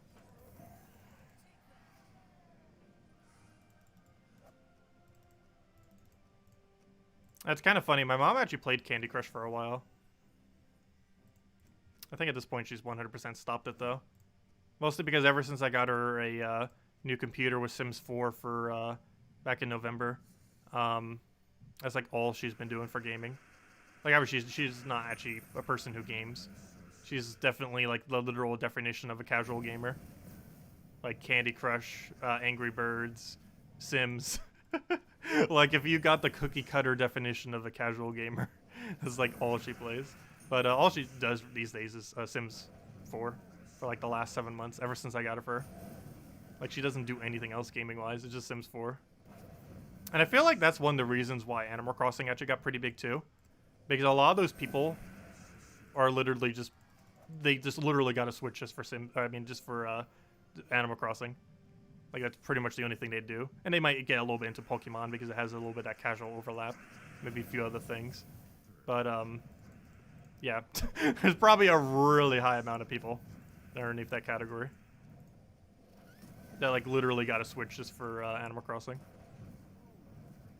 There's always those games that kind of do it. I initially got it for Smash, because I'm a huge fan of the Smash series.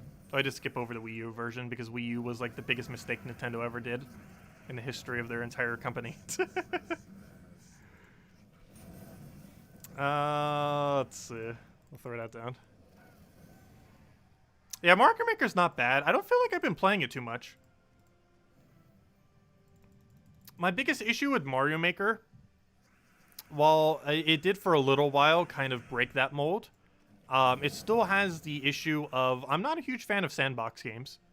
And I think that's the biggest thing that kept me away from really getting exceedingly into Mario Maker, is it just doesn't have enough structure to it for me to really be too engaged.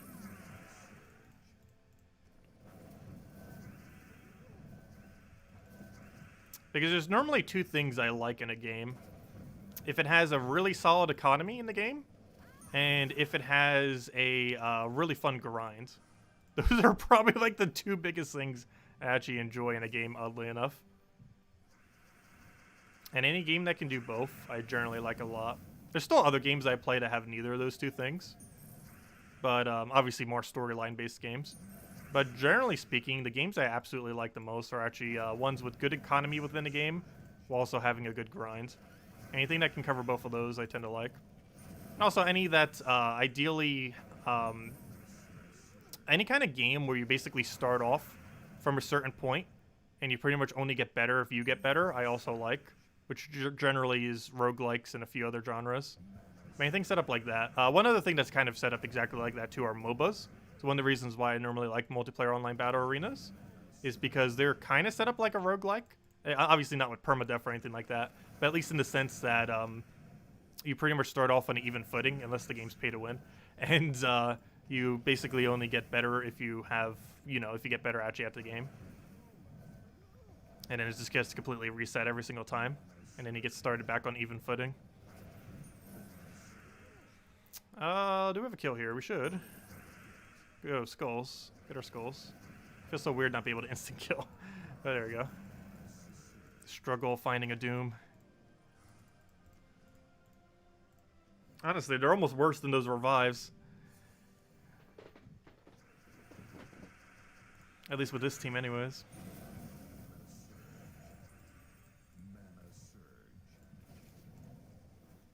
Almost worse than taking a revive kingdom.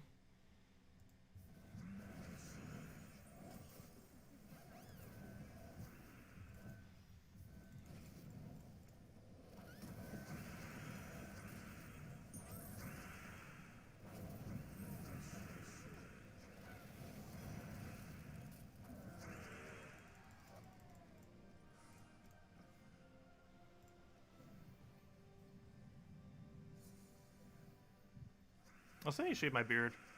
I bought some shavers the other day, and I never bothered using them. I should probably go use them soon. It's starting to get long. I haven't needed to go out for, like, anything.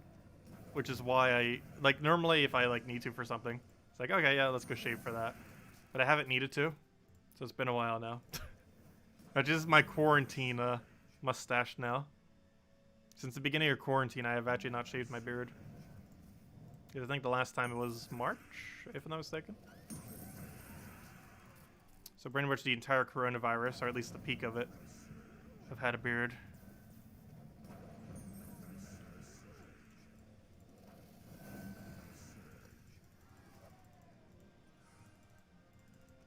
Oh, don't give us 2 guards. We're doing Explore 12, not Explore 1. Or Explore 2, 3, whatever it was. I forget what the lowest is that gives 2. But, what is the lowest that gives 2? Yeah, this isn't Explore 2 or 3.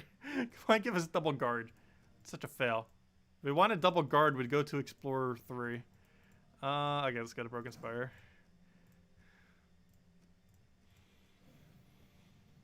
You have 3 Reality, 3 Fairish Wrath, 3 King Bloodwood, and 3 Possessed King. That's your most copies. Nice. I have a lot of Plague. Mostly because Plague was the 4th troop to ever come out. And I also got a really absurd amount of it when it first came out. For one, I got like 4 the very first week. And then I just randomly kept getting them over and over again over time. Which has made me probably have the most amount of plagues of anyone in the entire game.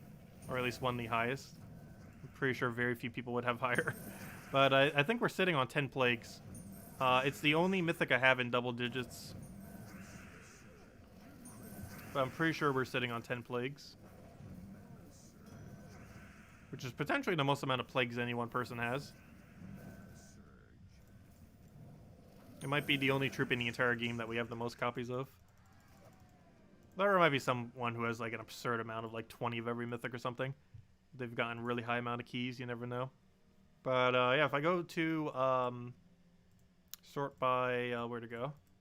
Where's the sort by? No, that's not what I want. I want to sort by base rarity. So yeah, we have 1 or 2 copies of most of them. Some we have the 4, some we have above. Like Guard's Avatar, we have 5. Those one of the earlier ones. Generally, anything that came earlier we'd have more copies of. Or ones that were actually viable to have more copies of. Like Ferris Ra. We had 3 for the longest time, then I crafted a 4th, just have 4 because why not? Made for a really funny thumbnail that we had over 1,000 souls back when it was possible. Where's my Plague? I just passed it. Plague, where are you? There he is. But yeah, 10 copies of Plague. It's the only mythic I have that's in double digits. Digits. There we go. Well, not counting Sacred Treasure. That doesn't count. But, not counting Sacred Treasure, it's the only mythic we have above 10. Or 10 or above, double digits. Yeah, there we go. There's no reason to have that many plagues, but we have 10 plagues.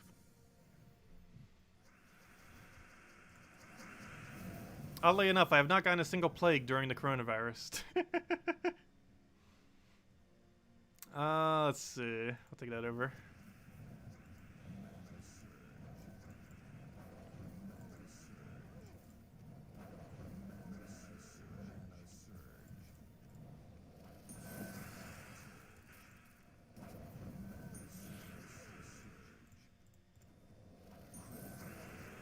Yeah, I personally don't disenchant any of my mythics, or even anything in general. But especially my mythics. Mostly because, I don't know, it's fun just seeing how many you've got in total. Plus, disenchanting them is almost 0 value. I think you get 150 souls or something for disenchanting a mythic. Which is basically the equivalent of getting negative resources.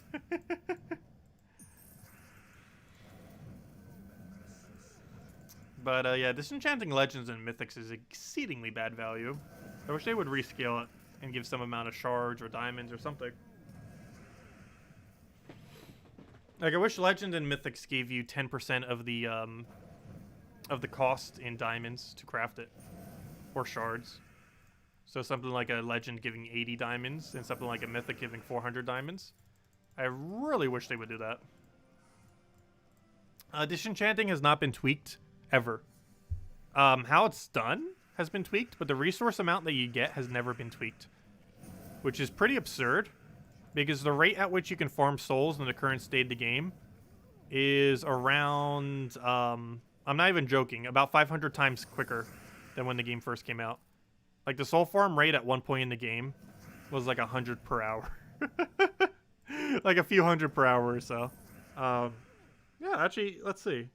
You'd be able to do, yeah, I think it was about 200 to 300 per hour, 200 to 500 per hour was at one point the soul farming rate in the game. And nowadays you can reach 50,000. So let's say it was 500. Let's say it was 500. Which it was decently lower than that at one point. But let's just be generous and say it was 500. If it was 500 souls per hour, which was lower at one point, that's how many times higher? 100 times.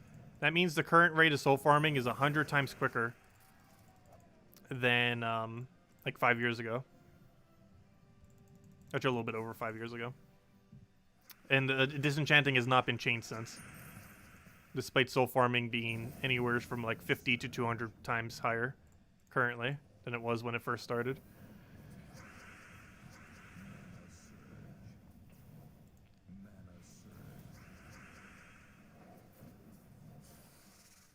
Because at one point it was as low as like 200 to 300 souls per hour. Like, there was a point where the souls that you get for killing your enemies was pretty much all the souls you would ever get. Because the only soul farming troop in the game would only give you 1 soul per cast. And it was normally quicker just killing the enemy than to farm souls with it. And at that point, when the game first started, pretty much every kill you got was your total souls. And that's when the disenchanting system was balanced around.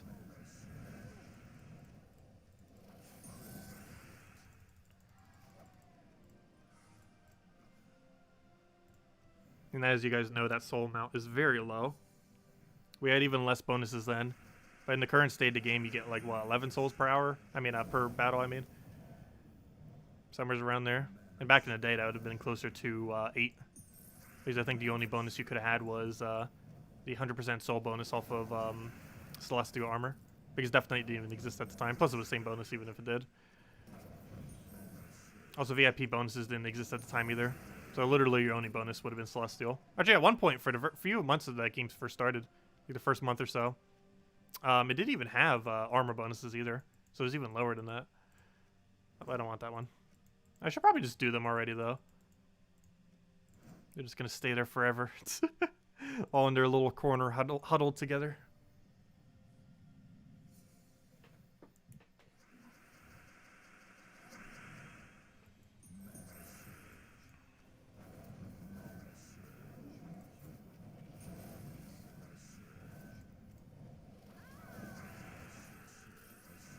Oh, there we go. Got our double kill already. Good. And it was Zugaf kill and be good to go. That should be a match.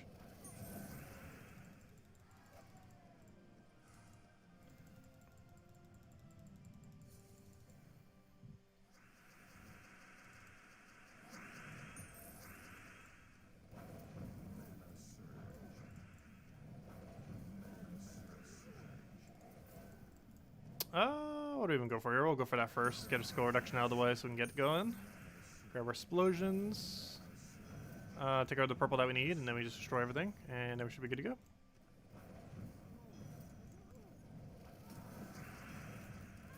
That's a match.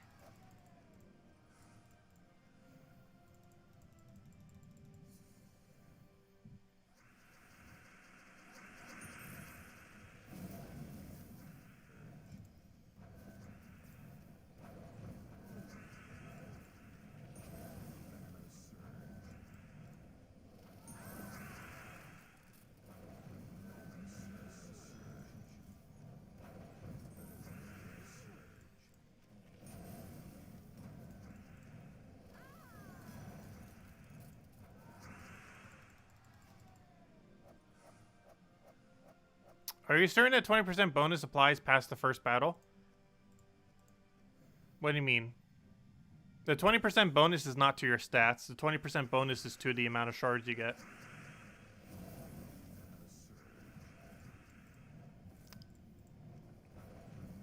But it's not a stat increase. It's an amount of shard increase. Normally, for doing the Explore 12, you would get around 75 on average shards. Doing it with the what's it called? Doing it with the 20% gives about 90, rather than like a 75 or so. I can show you after we do this battle. So as you can see right over here, normally 71 to 75, so actually it's a 73 average, but average is closer to 90 with 20%. As you'll see in a second. As soon as we finish this battle, we'll get the drop. But you'll notice it won't be within the 70s, it'll be in the 90 or so.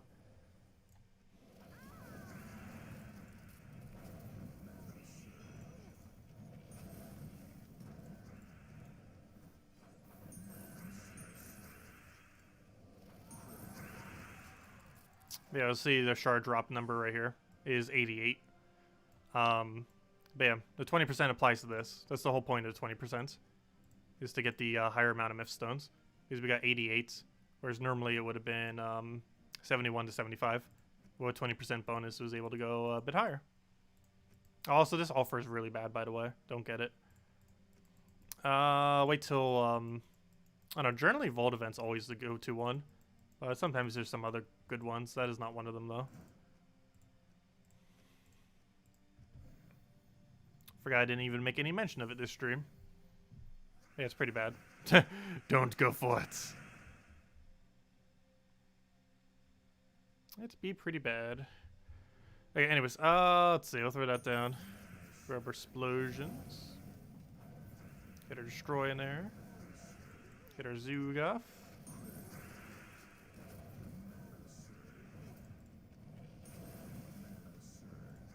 If anyone still has any questions or anything you want me to go over, let me know. So I can do chat a little here. Can move this all the way back. There we go. The Vault Event deal was pretty bad last time around as well. Bad? It was pretty good. It was there's 3 vault keys and a 50 gems for $2. That's better than what it normally is. 3 vault keys and 50 gems is better than 1 vault key and 100 gems.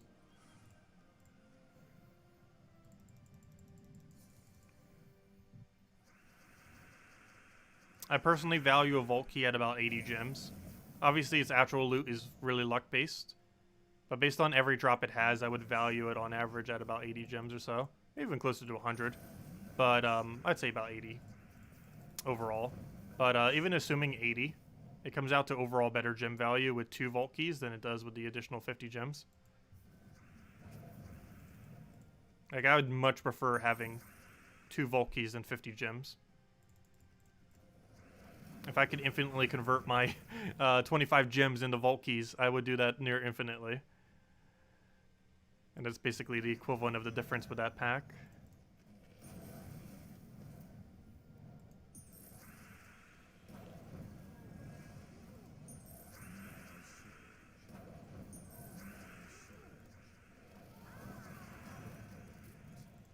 Should have just taken that skull, actually. Because now we're going to need to commit to full Zugoff. Fine, I'll take a skull. Now I'm doing a mixed match and making it take even longer. It's killed already.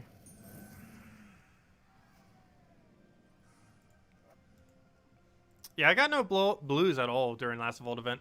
Then we got 4 major purples and a minor purple, which was really good value. We also got a couple good gem key drops. And before that, we even got a 250 gem. That was right before the Vault event, though. From the weekly event. From Invasions or whatever it was. We're not Invasions, that's not even a weekly event anymore. From Tower of Doom, I mean.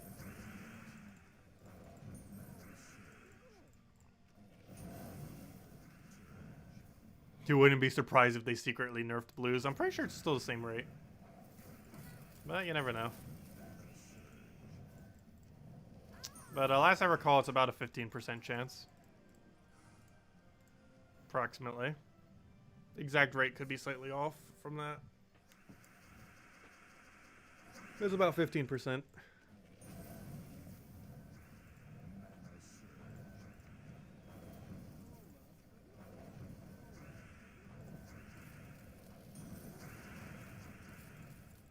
Please cast. The amount of misclicks that just occurred. I think I misclicked like 5 times there.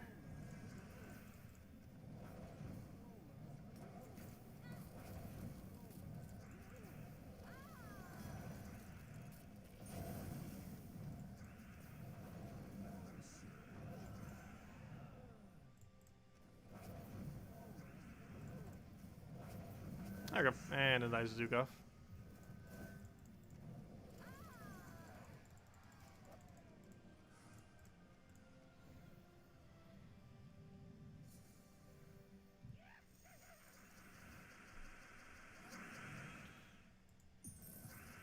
$50 gems per dollar is still the current rate. It is still the rate that it is right now. Actually, some of them have even better value than that. But the Volkey one has even better value than that. The triple Volkey one to 50 gems. It's only 25 gems per dollar, but you get 3 Volkeys. And the Volkey's value is exceedingly higher than if you would have gotten the gems. The actual physical gem amount is lower. But its overall effective value within the game is actually better. Like, if I had to get 1 gem key or 100 gems, or, I mean, gem key, I mean Volt key. 1 Volt key or 100 gems, or 3 Volt keys and 50 gems for the same price, the 3 Volt key one is way better.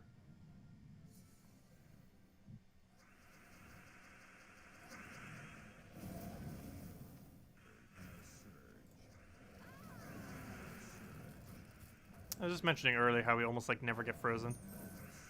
Freezing us with the guarantee 4 times freeze. Which would be really bad if we were using anything that needed any amount of loop. Luckily we are not.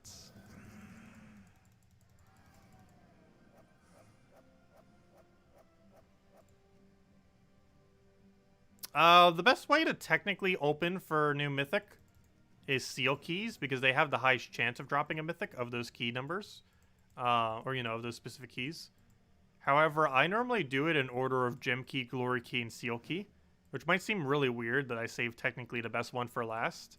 But the main reason I ended up doing it that way is mostly because of the ingots that drop within it as well. And also because of the range at which they drop. But theoretically, the best way to do it is go seal, gem, glory. I actually go gem, glory, seal. And the other reason I slightly do that is we never know if we're ever going to get new content on the seals. For the longest time, the reason I held out was because they said they were going to add more, and then they eventually did with epic tasks. We got 6 new ones. And in case they ever add another 6, I still hold out on seals just to make sure I can immediately max them out. While this is very unlikely to ever happen soon, if even ever, it is still theoretically something that could happen. And for that reason, I still hold out on the resources in case. You never know. But even if it does happen, it's likely not happening in the next year, if even at all. But technically, you'd want to open them in drop rate order.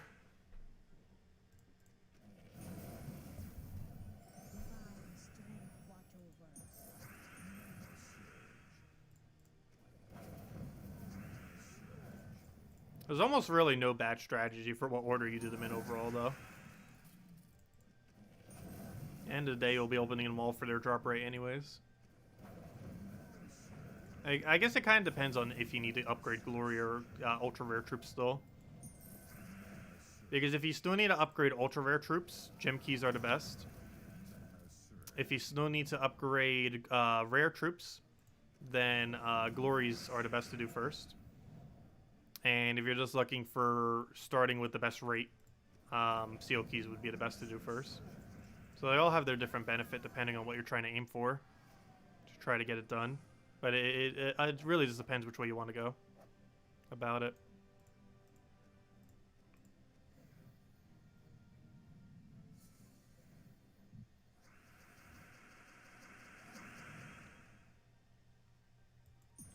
Did they lower it to 45 per hour recently?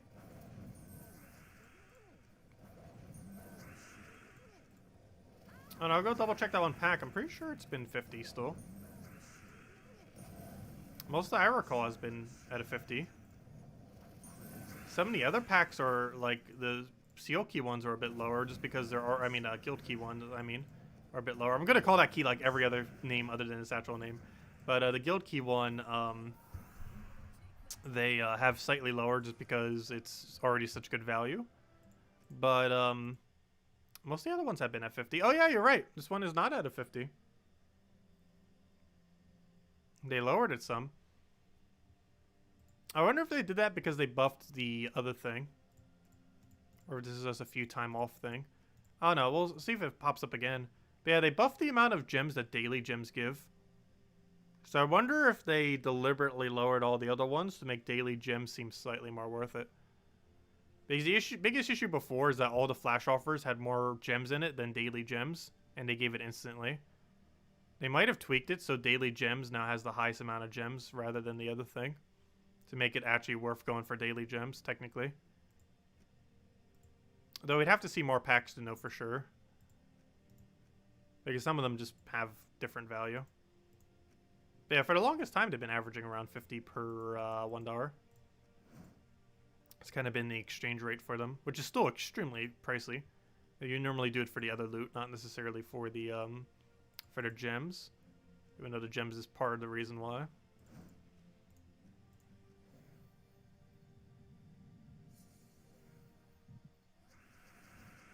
They have yet to nerf tribute gems. I can definitely confirm that from my tribute amounts. But they did make mention that it's not off the table in the past. Like about a year and a half ago or so. That at some point it wouldn't be off the table that they would nerf tribute. However, at this current moment in time, it has not been nerfed. I can pretty much confirm that. And if it has been, I have not noticed any nerf because we are still getting showered in more gems by the week. Because every single week we get another kingdom upgraded further.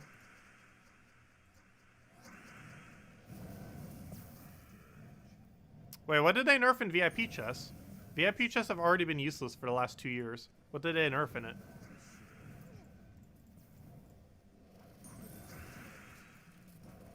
I haven't opened a VIP chest for like 2 to 2.5 years or something. It's been a very long time.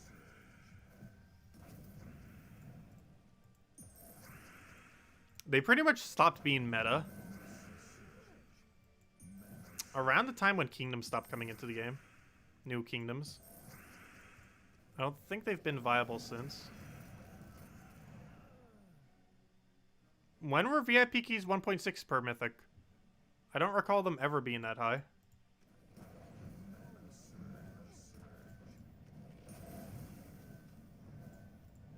I don't recall a single point where VIP keys were that high for mythic chance.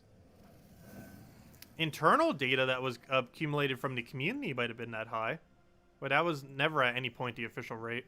We always knew that the rate officially was around 1% or so. Anything more or less than that was a matter of good or bad luck.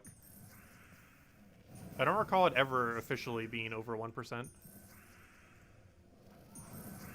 Oh, I should have went for that first as agile, I forgot. It's 40% agile, actually, the highest in the game. Not counting that one hero class. I wonder if we're ever going to get a mythic that has an absurd agile on it. Like 60% or something.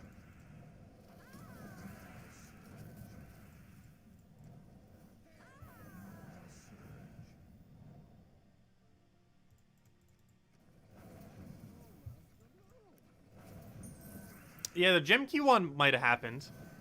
However, they slightly made up for it by the fact that seals exist. Which I believe was the main reason why they tweaked that one. I'm pretty sure.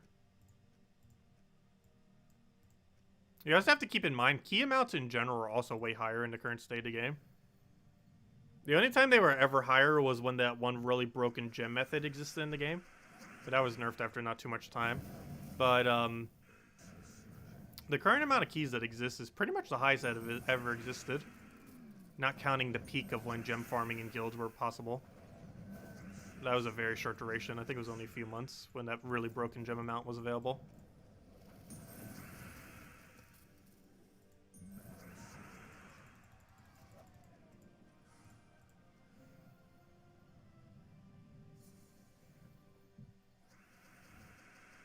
When will 5.0 be out? It's likely to be early July, but no confirmed date.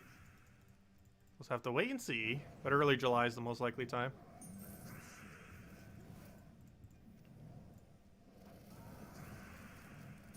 Do we know what exact day they're doing the preview? Someone said earlier that they were going to delay the preview date.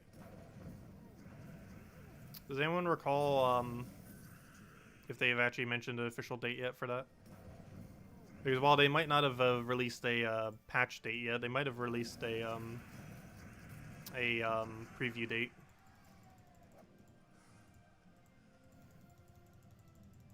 So hello, Chad. How am I doing? Been doing pretty good. We've been on the grinds. I think I might grab dinner soon, though. We got 2 niches so far to stream. We got a full initial medal as well out of it. So I've been doing pretty good in that regard. Which brings us to 3 total niches this week.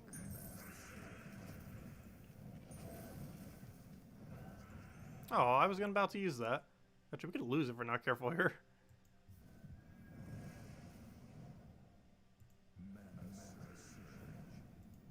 Hey, when the battle comes out to this.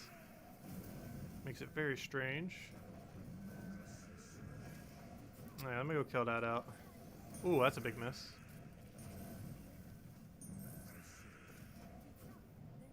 Come on, just give us 1 purple and we like auto win from there.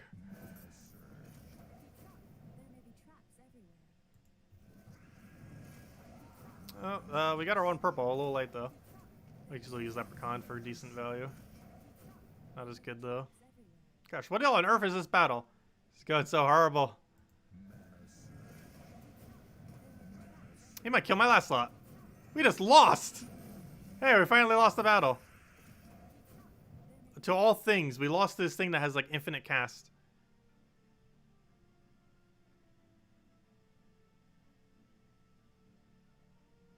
Gain 2 mana boosted by gold. Yeah, really? I forgot. That thing has infinite cast. What are you doing? Okay, we have to somehow kill this thing without getting hit a single time. Which we already failed because he's about to hit us right here. What a fail.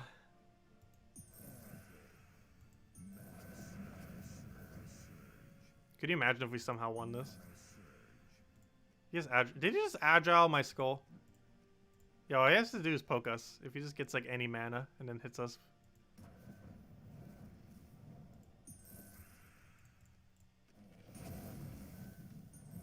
We're dead. Hey, our first loss with this team.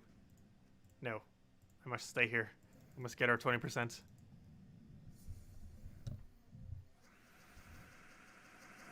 Is today's daily deal worth it? No. Today's daily deal is not worth it.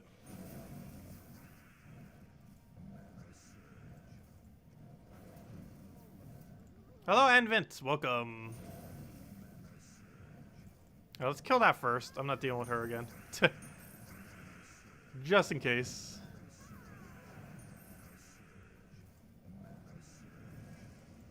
Apparently she can solo you when you're not getting good enough mana. Any idea when Doomed Glaive, Rope Dart, and Earth's Fury? Of the three, Doomed Glaive will be the next one. Doomed Glaive will be available on the 3rd week of July. I think it was the 20th or 21st. I forget the exact date now.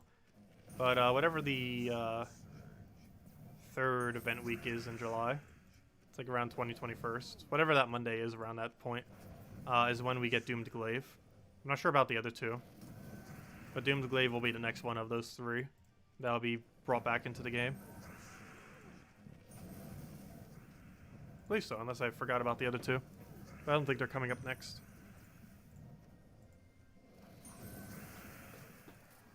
Yeah, Doomed Glaive is the next really relevant weapon.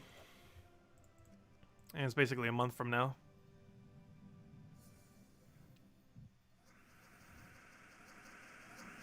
Did that one not get canceled? Okay, so that's still on. Yeah, the 6 is the preview, which means patch is probably within the next week after.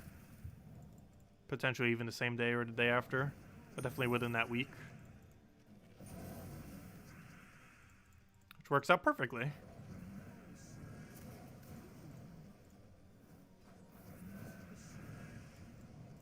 Wouldn't the Slayer class allow you to one-shot burning troops instead of Dragon Guard?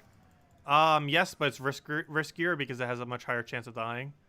So I normally go with Dragon Guard for safety. But yeah, Slayer has better damage output.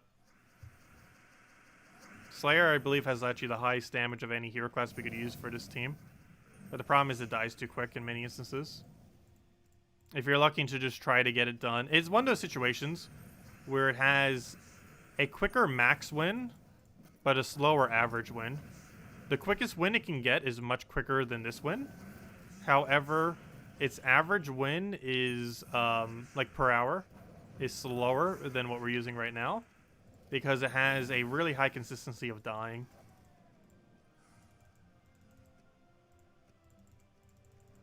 Like we just saw from the other battle, we don't even have a 100% chance of winning. But with Slayer, it is drastically higher that you can lose your hero from a Zugoth missing or something like that. And while it can get some really quick kills when it works good, it has a lot more areas where it could just die and have bad issues going on.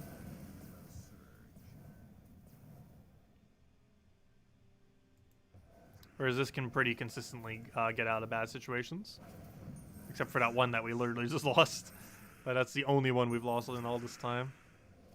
Where Slayer's lose rate would be drastically higher.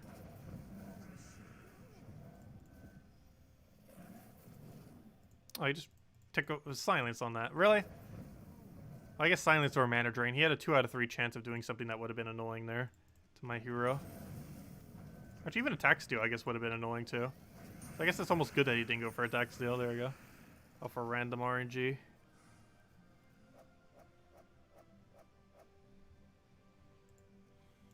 Yeah, Guardian Crown's a pretty tanky weapon. Very situational, but it can work. Only problem with it is it's rather slow.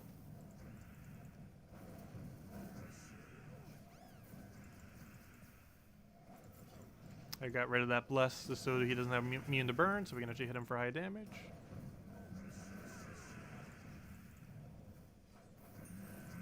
And that should be match.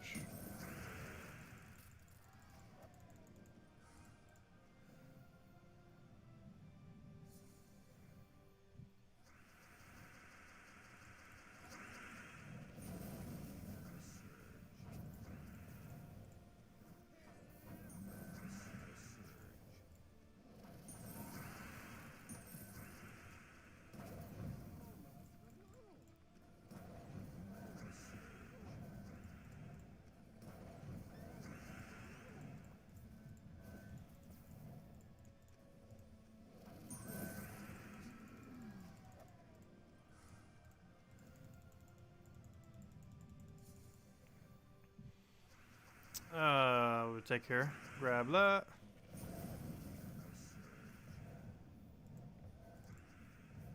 It should be full mana, and luckily it is.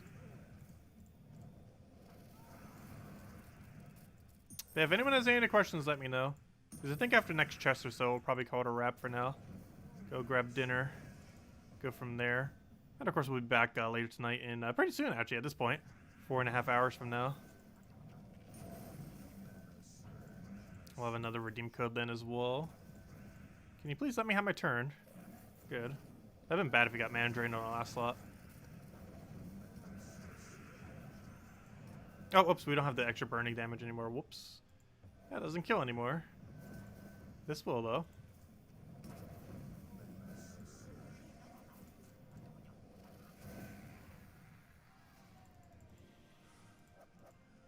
Yeah, Dragon Guard Max, not the main utility you would really need in the game, but it comes into play occasionally.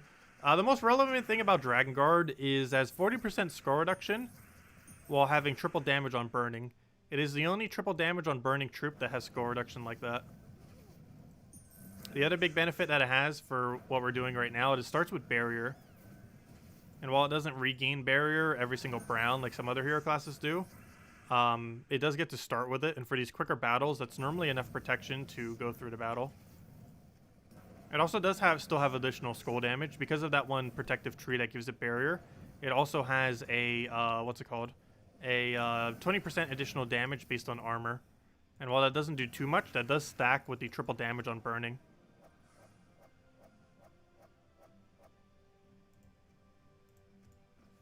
I don't know. Time to I eat dinner can vary like very heavily.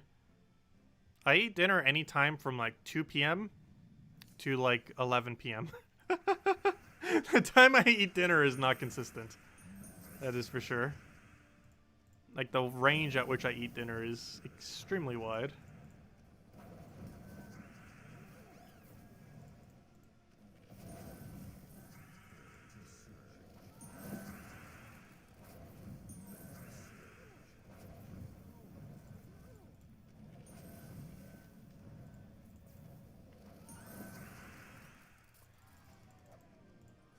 There we go. Our final chest. What's in it? Anisha? Nah, no Anisha. Well, I got Arachnia, though. Yeah, there we go. Cool. That's that. And we'll do our dailies later. We'll do our, claim our final orb from the event later. We do have a major orb that we have yet to claim from, raids, which we'll go claim later. With the glorious title, quite literally. Hopefully we'll get major blue or major purple off of that. We'll go and keep farming, and hopefully we'll get more Nishas. We finally got our 4th Nisha medal as of this stream. And we still need another 5. Gosh, we're not even halfway there. Well, we need another 5 to be able to upgrade a mythic. It's pretty insane when you think about it, though. We're not even halfway to our first mythic being able to be maxed at 100% rate. No wonder why you never see like anyone with mythics upgraded. I know there are people that do, obviously, but never see them. Like people that actually have upgraded mythics. And even if they do have some upgraded, doesn't mean they're necessarily using it on a defend team. Like when you're going through like Guild War defends. Like even if you fight like all the Paragons, obviously, like all 5 times, there's a good chance all 5 Paragons will not have a single mythic medaled. It just doesn't happen. Like, you might see other troops medaled, obviously. But, seeing on Mythics is very, very uncommon. Even on Legends, for that matter. Because most people don't have a lot of Legends upgraded. Like, most you'll probably... Like, you'll never see, like, a full team of them upgraded normally. Like, you might see 1 or 2, but not that many. Which Mythic are you going to medal first? In the current state of the game, Phoenicia. However, I'm waiting until we have all 9 Nisha medals before I upgrade anything. Because there's a chance that the meta could change between now and the time we have 9 Nishas. The meta could completely change. So I'm holding out until we have all 9, and then I will upgrade something. But as far as that currently stands and listings change, I am actually going to be going for Phoenicia, which might seem like a little bit of a weird option, but I want it for farming purposes. Even though it's not used for Guild War or anything like that. Which Mythic you plan on... Oh, never mind, they were both the same question. But, yeah, it's going to be Phoenicia, at least in the current state of the game. However, in like 5 months from now or so, whenever we finally have all these Nishas, hopefully sooner than that, but whenever we finally get there, we'll kind of make that determination. But as it stands at this exact moment in time, assuming the current meta of the game, I would say Phoenicia. But that could change in like 3 to 5 months once we actually have those Nishas. But anyways, guys, thank you all so much for stopping by. I hope you all have a wonderful, wonderful weekend. Don't forget, if you're around tomorrow, the pet for the shark thingy in 11 hours, 22 minutes, as well as all of the duration of tomorrow, you will be able to get the 2019 shark pet. So make sure to go get that, as it is one of those pets that you can't really get by other means. So you definitely want to make sure to go get it tomorrow, as there's a good chance this mythic will not be... Or mythic, gosh. There's a good chance this pet will not be around for another, like, year. So it's going to be a while before you ever see this again, if it even comes back again. But, yeah, definitely make sure to go get it. Other than that, yeah, tonight we'll be back in about 5.5 hours from now. Same time as always, 8 p.m. Eastern Standard Time. And tomorrow morning and throughout the day, we'll be streaming Animal Crossing, doing the bug off thing and messing around with some stuff since we haven't been streaming Animal Crossing that much. And other than that, I believe it's Tuesday, Monday or Tuesday. I'll probably do it on Tuesday. I'll probably be streaming some Smash because a new character comes out. And I kind of want to mess around with it. Figured we'd do a little bit on stream. And other than that, normal Gems of War stuff, like the normal Monday event video. I want to get some stuff done before 5.0 comes out as far as video content for Gems of War. And yeah, we'll go from there. Before you go, need a team using Mang to do raids. Still have no Mythic. Wasn't the team we showed no Mythic? The team we've been using all week is no Mythic. It's not that. It's Mang, Crysturtle, Nimue, and Tuscarora. Uses 0 Mythics. Not a single Mythic is used on this team. And it's one we've been using and showing all week. But, yeah, it hasn't changed. We haven't ever used a single Mythic on it. And if you don't have Nimue, you could go either down another Tuscarora or use something like an Azura for the mana accumulation. It would also give you Dispel, though I don't think Dispel would come into play in most situations. But you'd use the extra mana accumulation so you can go focus more on Mang into Tuscarora, if nothing else. But if you have Nimue, which is a legend, not a mythic, you just use her Skull Spam and it ends up working out really well with Mang. Actually makes this event pretty easy if you have a Nimue. But even without a Nimue, you can just run... Probably Azura, I think, would be the best option, actually. Azura or that one in Rage Troop. There's actually a blue... a purple-blue, if I'm not mistaken, has in Rage. Yeah, Sea Witch.